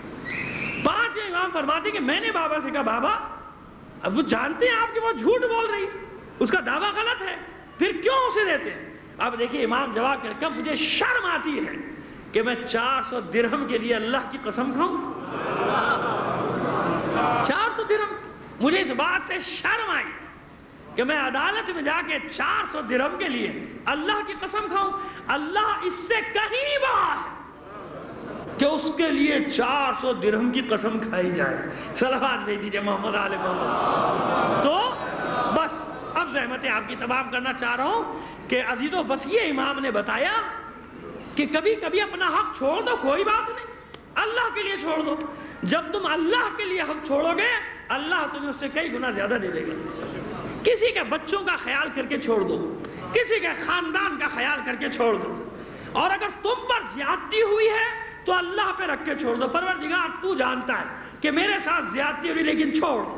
کیا مال دنیا کے پیچھے کیا جھگڑا کرنا, مال دنیا کے پیچھے چھوڑ جاؤ گے بچے لڑیں گے, چھوڑ جاؤ گے دشمنیاں پڑتی ہیں, پڑتی ہیں نہیں پڑتی ہیں. جہاں زمینداریاں ہیں وہاں تو مسائل بہت ہیں نا یہ, اور جہاں سرمایہ داری ہے وہاں بھی بہت ہے. چھوڑ جاؤ گے لڑیں گے, دشمنیاں ہوتی ہیں, قتل ہو جاتے ہیں. ایک ایک پلاٹ کے لیے لڑتے رہو 50-60 سال 70 سال 80 سال. یہ مال دنیا ہے نا یہ ایسا. اس لیے معصوم کہتا ہے پروردگار محفوظ رکھنا کہ کہیں ایسا نہ ہو اس مال کی خاطر میں انسان کو انسان نہ سمجھوں. صلوات بھیج دیجئے محمد آل محمد پر. بس پروردگار مجھے کبھی میرے نفس کے حوالے نہ کرنا. یہ ہے سید الساجدین. بس عزیزو, اب وعدہ پورا کرنے کے لیے, مصائب سے ربط دینے کے لیے چند جملے اور, تھوڑی سی زحمت ہو جائے برداشت کر لیجئے گا. لیکن میں یہ چاہتا ہوں کہ جو آج کے لیے میں نے مضمون بنایا تھا وہ مکمل ہو جائے, تاکہ بات ہوتی یہ ہے کہ مجلسیں ختم ہو جاتی ہیں, موضوع مکمل نہیں ہو پاتا. موضوع تو خیر اب بھی مکمل نہیں ہوگا کیونکہ معصومین کا تذکرہ ہے, لیکن کسی حد تک بات تو پہنچ جائے. امام ہے کیا, امام کے جانثار کیا ہے. وہ جو میں نے 3 چیزوں کا وعدہ کیا تھا. اب آ جائیے شعراء کی طرف. یہاں شعراء بھی تشریف رکھتے ہیں نا, شعراء کی مذمت بھی کی گئی. سورہ شعراء قرآن مجید میں موجود ہے جس میں مذمت کی گئی ہے شعراء کی کہ یہ خیالوں کی وادیوں میں بھاگ جاتے ہیں, ان کی پیروی نہ کرو, ان کا اتباع نہ کرو.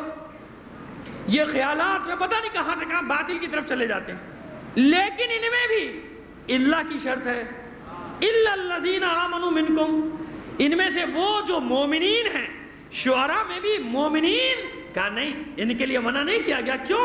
یہ اپنی صلاحیتوں کو وقف کر دیتے ہیں اہل بیت اور اسلام کی خدمت کے لیے۔ کتنا مبارک ہے وہ قلم کہ جس قلم سے ایک بیت یعنی ایک شعر، ایک بیت معصوم کی شان میں لکھا جاتا ہے، اس بیت کے بدلے میں اللہ جنت میں اسے ایک بیت یعنی ایک گھر دے دیتا ہے۔ کتنے مبارک ہے وہ قلم، کتنی مبارک ہے وہ زبانیں، صلوات بھیجیے محمد و آل محمد۔ لیکن یاد رکھنا عزیزو، اس کی بھی شرائط ہے۔ عام ماحول میں انسان مذہب لکھ بھی سکتا ہے، پڑھ بھی سکتا ہے، لیکن عزیزو ایک وقت ایسا ہوتا ہے کہ اس وقت کلام حق کہنا پھر جگر چاہیے۔ تم نے جو بات سرے بزم نہ سننا چاہی، میں وہی بات سرے دار کہوں تو کیا ہو۔ بات یہ ہے نا، ان شعراء کے لیے، ائمہ طاہرین ان شعراء کے لیے روایت بھی موجود ہے کہ جو حق کو سرے دار بیان کرتے ہیں۔ وجہ بے رنگی گلزار کہوں تو کیا ہو، اور آج بھی یہی صورتحال ہے، کچھ اس سے مختلف نہیں ہے۔ یہ جو کچھ ہو رہا ہے، شاعر نے تو 50-60 سال پہلے کہا ہوگا غالباً، ساحل لدھیانوی کا یہ خطا ہے، ابھی ایک دم ذہن میں مجھے یاد آ گیا، اور اسی کا انداز بھی لگتا ہے کہ وجہ بے رنگی گلزار کہوں تو کیا ہو، کون ہے کتنا گنہگار کہوں تو کیا ہو، اور تم نے جو بات سرے بزم نہ سننا چاہی، میں وہی بات سرے دار کہوں تو کیا ہو۔ یا فیض کا یا ساحر کا بارہ انہی دونوں کا رنگ ہے۔ تو عزیزو فرزدق دربار کا شاعر ہے، فرزدق حشام کا شاعر ہے۔ حشام ابھی خلیفہ نہیں بنا، یہ اس وقت کی بات ہے، خلافت کا دور ہے، عبد الملک ابن مروان کی یاد رکھیے گا۔ حشام اس کا بیٹا ہے، حشام ابن عبد الملک شہزادہ ہے، تو شہزادہ بھی اموی شہزادہ، مذاق تو نہیں، حج کرنا بھی ضروری ہے اس کے لیے تاکہ لوگوں کو پتہ چل جائے کہ حاجی بھی ہے، لہذا حج پہ آیا ہے۔ اس کے تصور سے کہیں زیادہ رش، حاجی کسی کو تھوڑی دیکھتے، بلکہ حاجی تو بعض اوقات طواف میں اپنی دشمنیاں بھی نکال لیتے ہیں کونیاں مار کے، کہ کوئی نظر آ جائے ذرا ایسا، اب یہاں کون پکڑنے والا، 25 لاکھ آدمی میں مار دو، ایک کونی گرا دو، ہوتا ہے نا، ایسا بھی کبھی کبھی ہو جاتا ہے۔ لہذا حاجیوں کے پاس تو بہترین موقع کہ ہمیں تو پتہ ہی نہیں، ہم تو اللہ کو پکارنے میں مشغول تھے۔ اب جب یہ پہنچا تو اپنے پورے لاؤ لشکر کے ساتھ، فرزدق بھی ساتھ، اور حجر اسود تک پہنچ نہیں پا رہا، بوسہ دینا چاہتا ہے، ہجوم پھر پیچھے دھکیل دیتا ہے، اور بعض تو پہچان کے بھی دھکیل دیتے ہوں گے کہ موقع اچھا ہے، دھکے مارو اس کو دو چار، اور پھر آگے نکل جاتے تھے، آجی کون پکڑنے والا، کون پوچھنے والا۔ تو حشام خوب دھکے کھاتے کھاتے دور کھڑا ہو گیا، کہتا پسینہ پوچھتا ہے کہ ذرا سا مجمع کم ہو جائے تو پھر حجر اسود کو بوسہ دیں گے۔ اس کے ساتھیوں نے بھی کہا ذرا سا ہجوم کم ہو جائے پھر آپ کو بوسہ دلواتے۔ اچانک حشام نے دیکھا کہ ایک جوان داخل ہوا حرم میں، جوان داخل ہوا حرم اور سیدھا حجر اسود کی طرف جا رہا ہے۔ وہیں سے شروع کرنا ہے نا طواف، اسی جگہ سے شروع کرنا ہے نا طواف، آپ کو سب کو سیدھا حجر اسود، اور مجمع اسے دیکھتے ہی گائے کی طرح پھٹنا شروع ہو گیا۔ چھٹنا اور چیز ہوتی ہے، پھٹنا الگ چیز ہوتی ہے۔ گائے کی طرح پھٹنا شروع ہوا، وہ پھٹتی ہے بیچ میں سے، گائے کی طرح پھٹنا شروع ہوا مجمع۔ حشام حیرت سے دیکھ رہا ہے، پہچان گیا کون ہے، پہچان گیا، تجاہل عارفانہ سے کام لے رہا ہے، یعنی جیسے نہیں پہچانا۔ مجمع گائے کی طرح چھٹا، گائے کی طرح پھٹا، آگے بڑھا وہ نوجوان، اور آگے بڑھ کر اس نے حجر اسود سے اپنے لب لگا دیے، بلکہ یوں کہوں کہ حجر اسود نے آگے بڑھ کر اس کے لبوں کو چوم لیا۔ یا جیسے ہی یہ منظر دیکھا کھول گیا اندر سے رقابت، حضرت کون ہے یہ شخص؟ اب نہ رہ گیا فرزدق سے، کیونکہ فرزدق جانتا ہے کہ پہچان گیا ہے ملعون، اور کہہ رہا ہے نہیں پہچانتا، کون ہے یہ جوان؟ اب نہ رہ گیا، فی البدی شعر کہنا شروع کیے، ھذا الذی تعرف البطحاء وطأته والبیت یعرفہ الحل والحرم. تو نہیں جانتا اسے؟ یہ وہ ہے بطحا کی سرزمین جس کے قدموں کی آہٹ کو پہچانتی ہے. یہ وہ ہے جسے کعبہ پہچانتا ہے. یہ وہ ہے جسے ہل بھی پہچانتا ہے, جسے حرم بھی پہچانتا ہے. ھذا التقی النقی الطاہر العلم.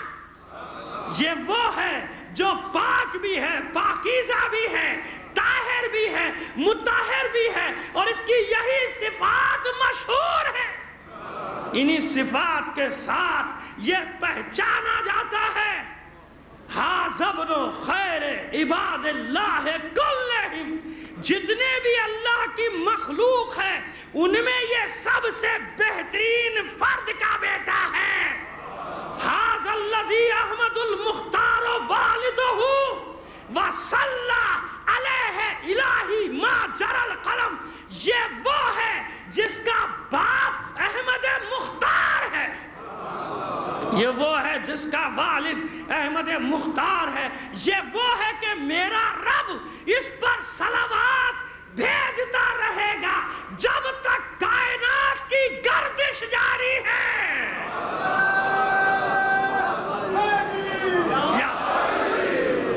جب تک اس کائنات کی گردش جاری ہے میرا رب اس پر صلوات بھیجتا رہے گا. اے حشام, تو نے کیا کہا؟ تو نہیں پہچانتا, نہ پہچان. تیرے نہ پہچاننے سے اس کے مقام پر کوئی فرق نہیں پڑتا. یہ وہ ہے حجر اسود جس کو پہچانتا ہے, حجر اسود جس کے لبوں کو بوسہ دینے کے لیے بے قرار رہتا ہے اور قریب ہے کہ حجر اسود نیچے گر کر اس کے قدموں کو چوم لے. تو نہیں پہچانتا, نہ پہچان. اس کو زمزم پہچانتا ہے, اس کو صفا و مروہ پہچانتی ہے, اس کو اللہ کی ہر نشانی پہچانتی ہے. یہ رسول خدا کا پہچان بیٹا ہے. اگر تو نہیں پہچانتا, تیرے نہ پہچاننے سے اسے کوئی اثر نہیں پڑتا, اس لیے کہ رسول خدا کا بیٹا ہے. یہ فاطمہ زہرا کا بیٹا ہے, یہ حسین ابن علی کا بیٹا ہے, یہ اس علی کا بیٹا ہے جس کی شمشیر باطلوں کو ان کے انجام تک پہنچانا جانتی تھی. صلوات بھیجیے محمد علیہ وسلم. یہ پرستک اور جوش میں پہنچتا چلا جا رہا ہے. روک رہے ہیں شام کے سپاہی, رکا نہیں. کیوں؟ اب آ گئی ایمان کی بات, اب آ گئی امامت کے دفاع کی بات.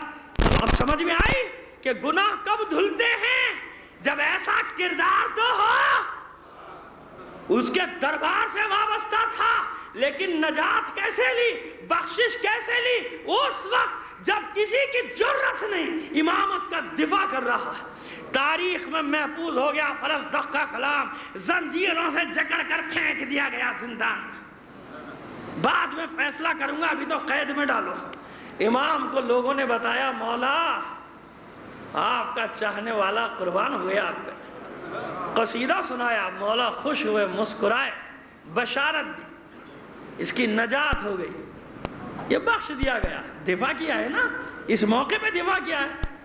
ایسے ہی حر بننا آسان تھوڑی ہوتا, حر بننے کے لیے بھی تو قربانیاں دینی پڑتی ہیں نا. ایسے لوگ سمجھتے ہیں صاحب یوں معافی ہو جائے گی, قربانی تو دیکھو. تو فرزدق حر بن گیا اپنے دور کا. کتنے کردار آپ کے سامنے لاؤں, ہر جگہ حر ملے گا, ہر جگہ ابو طالب ملے گا آپ کو. یہ کریکٹر ہیں جو نظر آتے ہیں قربانیاں دیتے ہوئے. امام نے 12,000 درہم, کہیں 20,000 ہے, 12,000 زیادہ تر, ٹہلی میں جاؤ انعام دو اور کہو تمہارا امام تم سے خوش ہے, راضی ہے, کوئی فکر نہ کرنا, ہم ضامن ہیں, ہم شفاعت کریں گے, ہم خوش ہوئے. تمہاری اس بات سے پہنچایا گیا زندان میں امام کا پیغام. امام کا انعام واپس کر دیا فرزدق نے, واپس کر دیا. مولا میں نے انعام کے لالچ میں آپ کی مدح نہیں کی. یہ اصول یاد رکھنا, اصول یاد رکھنا. سب کو دیتا ہے مولا, لالچ میں امام کی مدح نہ کرو. اس قابل ہے امام کہ اس کی مدح کی جائے. یہ سوچ کے کرو. اس لائق ہے حسین کہ اس پر رویا جائے. لالچ نہ رکھو، نہ رکھو. امام کو واپس کر دیا. مولا میں نے انعام کہ میرا اللہ گواہ ہے، میں نے انعام کی لالچ میں آپ کا دفاع نہیں کیا. آپ سب سپاہی ہیں اپنے دین کے، میں بھی ادنا سا اس فہمی میں مبتلا ہوں کہ سپاہی ہوں. سپاہی کا کام ہے دفاع کرنا بس، باقی امور ہیں مولا کے سپرد. مولا خود جانتا ہے کہ اپنے سپاہیوں کو کیسے دینا ہے، کہاں سے دینا ہے، وہ جانتا. مولا میں نے انعام کے لالچ میں نہیں کہا، واپس بھیج دیا. امام نے کہا میں بھی جانتا ہوں کہ تو نے اگر میرا ذکر کیا ہے، میری مدح کی ہے، تو انعام کے لالچ میں نہیں، کہ میں جانتا ہوں. لیکن رکھ لے، یہ ہماری طرف سے ہدیہ ہے تیرے لیے. رکھ لے، ہمارا ہدیہ ہے، اور ہمارے ہدیے کو لوٹایا نہیں جاتا، واپس نہیں کرتے. ہمارا ہدیہ ہے، رکھ لے. تو ہدیہ سمجھ کے رکھ لیا. اب اصول سمجھ میں آ گیا نا، اماموں نے اصول دے دیا نا. پھر اپنے آپ کو گرانے کی، اپنی قیمت لگانے کی کہ میں اتنے کا ہوں، لے لو مجھے، اتنے کی میری زبان ہے، خرید لو مجھے.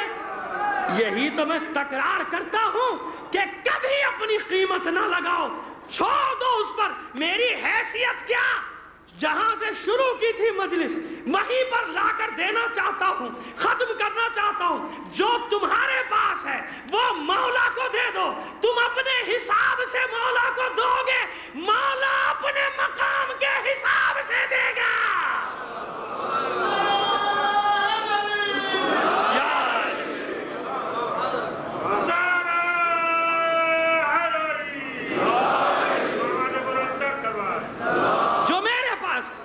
مولا سب تیرا ہے، زبان تیری، قلم تیرا، سب تیرا ہے. اپنی لیے نہیں کہہ رہا، میں تو بہت جاہل آدمی، حقیر بندہ. میں ایک اصول بیان کر رہا ہوں، بطور کلی بات کر رہا ہوں. جو میرا ہے وہ تیرا ہے. تو جو میرے پاس ہے جب مولا کو دوں گا. اب تو سمجھ میں لیجئے اس بات سے کہ جو علی کے پاس تھا وہ علی نے اللہ کو دیا، اپنا نفس دیا. اور یہ نفس کون سا نفس ہے؟ کائنات میں کوئی نفس ہے نفس علی جیسا؟ بس صرف نفس پیغمبر نفس علی بن سکتا ہے، یا نفس علی نفس پیغمبر. اور تو کوئی نفس نہیں ہے نا کائنات میں. علی نے اپنا نفس اللہ کو دیا، اللہ نے اپنی مرضیاں علی کو دی. علی نے اپنے حساب سے دیا، اللہ نے اپنے حساب سے دیا.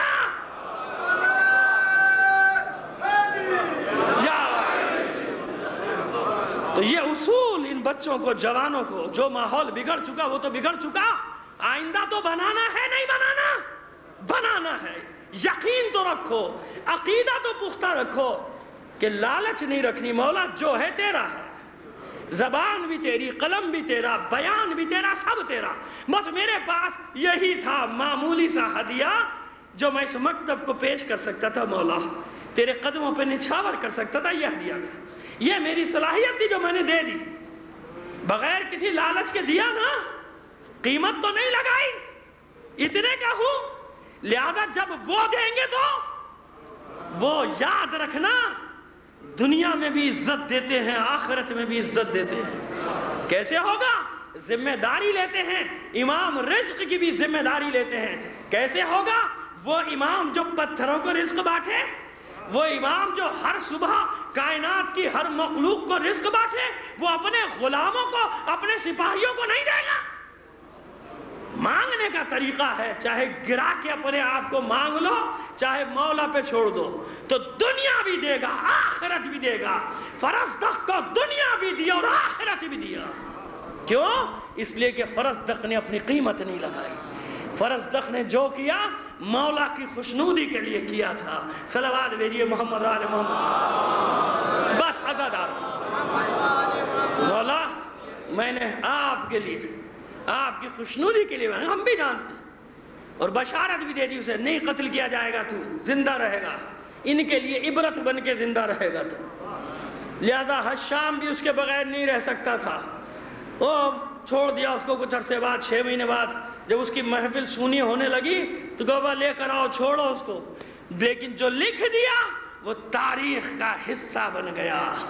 اسی طرح جس نے ائمہ طاہرین کے مکتب میں ائمہ طاہرین کی خدمت میں حاضری دی، اماموں نے اسے دنیا میں بھی سرخرو رکھا، اسے آخرت میں بھی سرخرو رکھا، بلکہ یہاں تک کہ سید سجاد نے تو اس بشیر کو بھی انعام و اکرام سے لاد دیا تھا، جو بشیر مدینے میں ندا دے رہا تھا،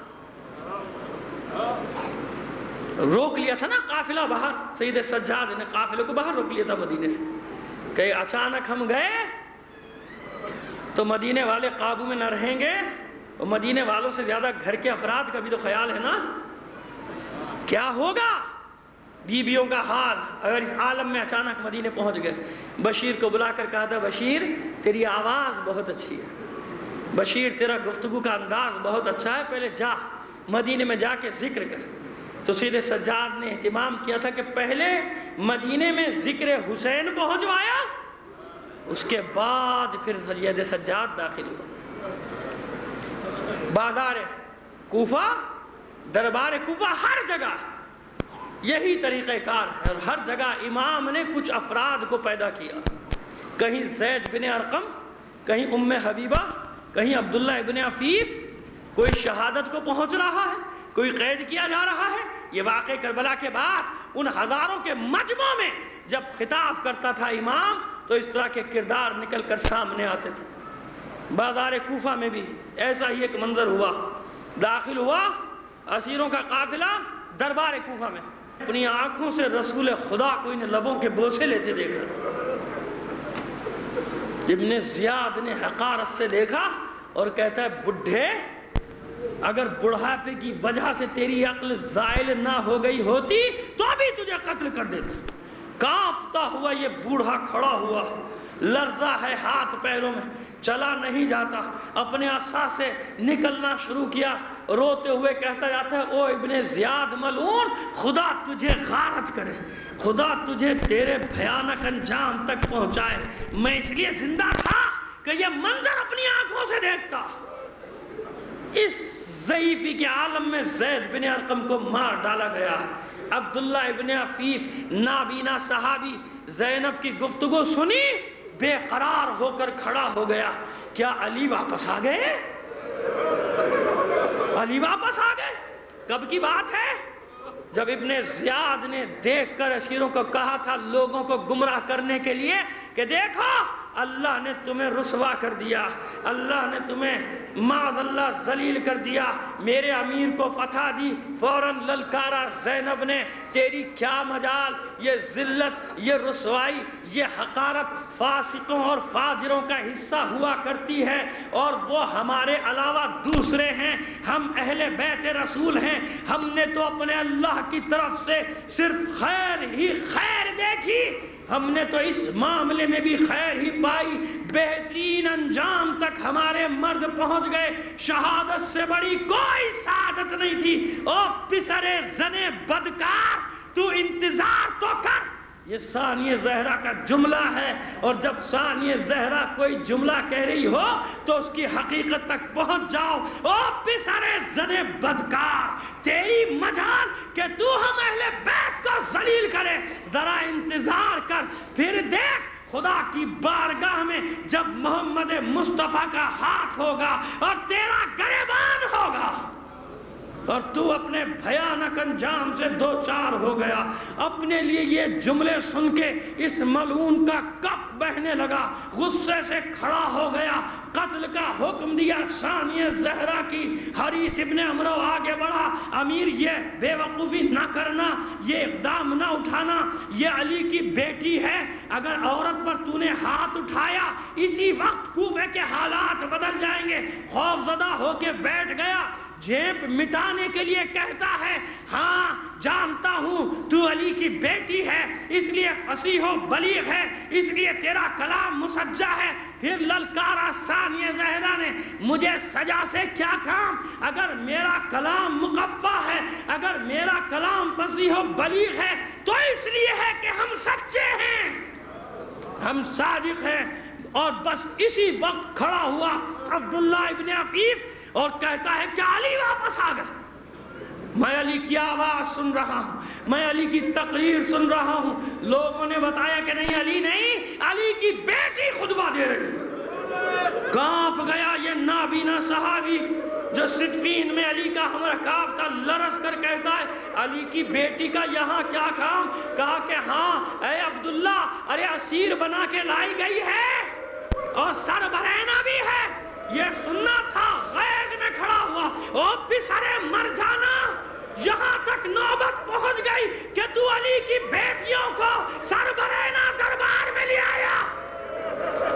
غضبناک ہوا ابن زیاد، عبداللہ ابن عفیف کے قتل کا حکم دیا. اس کے قبیلے کے لوگ آڑے آ گئے، دربار سے نکال کر لے گئے. گھر پہنچا، رات کے وقت حملہ کرایا سپاہیوں کے ذریعے سے. جب حملہ ہوا بیٹی نے جگایا، بابا دشمن کے سپاہی آ گئے، ابن زیاد کے سپاہی آ گئے. یہ نابینا صحابی علی کا کھڑا ہوا، یہ کہتا ہوا انا للہ و انا الیہ راجعون. میری بیٹی میری شمشیر لے کر آ. شمشیر لی، اور اس بہادر باپ کی بہادر بیٹی کا کیا کہنا. اپنے باپ نے بیٹی سے کہا مجھے بتاتی جا کدھر کدھر سے یہ حملہ کرتے ہیں. اس نابینا سوا صحابی نے علی کے اس عالم میں ان سے جنگ کی، کتنوں کو زخم لگائے. آخر حسین کا ایک اور جانثار شہید ہوا. واپس آئیے دربار میں، اس علی ابن حسین پر نظر پڑی ابن زیاد کی. یہ کون ہے؟ لوگوں نے بتایا حسین کا بیٹا علی ہے. کہتا ہے کیا علی کو اللہ نے قتل نہیں کر دیا کربلا میں؟ پھر لوگوں کو گمراہ کرنا چاہتا ہے. سید سجاد للکارتے ہیں تیرے سپاہیوں نے، میرا بھائی تھا دوسرا علی اکبر جسے تیرے سپاہیوں نے قتل کر دیا. کہا کہ نہیں، اسے اللہ نے قتل کیا. پھر امام نے جواب دیا ہاں، ہر انسان کی موت کے وقت اللہ ہی روح کو بلاتا ہے. کہا اب تک تمہاری زبان چلتی ہے، یہ کیوں باقی بچا اسے قتل کیا جائے؟ بس یہ سننا تھا. ثانیہ زہرا سامنے آئی، سید سجاد نے پھوپھی کا شانہ پکڑ کے ہٹایا. ہٹو پھوپھی، ذرا مجھے اسے جواب دینے دو. ان القتل لنا عادت والشہادت لنا کرامت. او ابن زیاد، تو نے ابھی دیکھا نہیں کربلا میں کہ قتل ہو جانا ہماری عادت اور شہادت ہمارے لیے کرامت ہے؟ تو ہمیں شہادت سے ڈراتا ہے. کھسیانہ ہو گیا ابن زیاد. ثانیہ زہرا سامنے آ گئی تھی. خبردار، اگر کوئی میرے بھتیجے کی طرف بڑھا پہلے میں اپنے کو قتل کے لیے پیش کروں گی. اچانک دربار میں شور اٹھا. ابن زیاد نے ایک اور حربہ استعمال کیا تھا، اذیت دینے کا حکم دیا زندان سے مختار کو نکال کر لایا جائے. زنجیروں سے جکڑا ہوا علی کا یہ شیر دربار میں لایا گیا. ابھی اس کی نظر نہیں پڑی اسیروں پر. اسے نہیں معلوم کہ علی و زہرا کی بیٹیاں دربار میں کھڑی ہیں. زخمی حالت میں مختار کو لایا گیا. ابن زیاد نے دیکھا اور کہا کیوں مختار، تجھے معلوم ہو گیا نا جسے تو امیر کہتا تھا حسین، ہم نے کس طرح اسے کربلا میں قتل کیا؟ امیر مختار نے للکار کر کہا اوے ابن زیاد، ہاں مجھے پتا چل گیا، کاش میں زندہ نہ رہتا، لیکن او ابن زیاد تو بھی اطمینان رکھ، اللہ کا وعدہ پورا ہو کے رہے گا. میں بھی تجھ سے انتقام لوں گا. خون حسین کا یاد رکھ، میں پیدا اسی لیے ہوا ہوں کہ حسین کے قاتلوں کو ان کے کیفر کردار تک پہنچاؤں. ابن زیاد کہتا ہے مختار ابھی تجھے پورے واقعے کا علم نہیں، ذرا اپنے دائیں طرف تو دیکھ. اب جو مختار نے نظریں گھما کر دیکھا، بس اسی عالم میں زنجیروں سے اپنے آپ کو پیٹنا شروع کیا. دوڑا ابن زیاد کی طرف حملہ کرنے کے لیے. ابن زیاد اندر کی طرف بھاگا، زنجیروں سے اپنے آپ کو مارتا جاتا ہے مختار اور کہتا جاتا ہے اے خانواد رسالت، اے رسول زادیوں، اے علی و بطول کی بیٹیوں، اس غلام کو معاف کر دینا. میرے علم میں نہ تھا، میری گناہگار نگاہیں تمہارے سروں پر پڑ گئی، لیکن یہ غلام تم سے وعدہ کرتا ہے اس بے پردگی کا بھی انتقام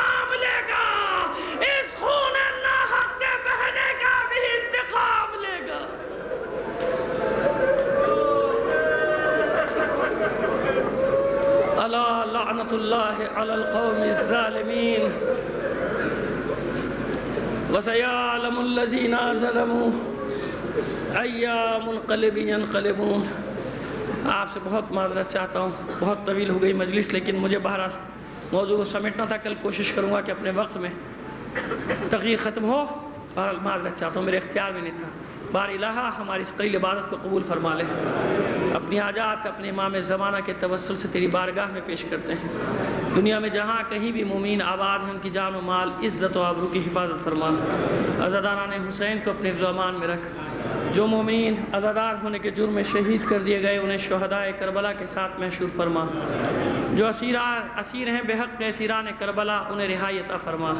جو بیمار ہیں، زخمی ہیں، خاص طور پر شہید غلام حسین نجفی صاحب کی صاحبزادی اور ایک طالبہ زخمی ہیں، بے حق بیمار کربلا، ان تمام مریضوں اور زخمیوں کو شفائے کاملہ و عاجلہ۔ بار الہ تمام شہدائے عزاداری، خاص طور پر شہید ندیم الحسن جن کی آج مجلس ہے، اور شہید علامہ غلام حسین نجفی صاحب کو شہدائے کربلا جوار معصومین کے پہلو میں، جوار معصومین میں جگہ عنایت فرما۔ تعجیل فرما۔ ظہور امام زمانہ میں آپ سے درخواست ہے، ادیب اعظم حضرت علامہ مولانا سید ظفر حسن امروی صاحب علی اللہ مقامہ اور ان کی اہلیہ مرحومہ، ان کے صاحبزادے سید شمیم الحسن نقوی اور ان کے دوسرے صاحبزادے شہید ڈاکٹر سید ندیم الحسن کے ایصال ثواب کے لیے 1 بار سورہ فاتحہ اور 3 بار سورہ توحید کی تلاوت فرما دیجیے۔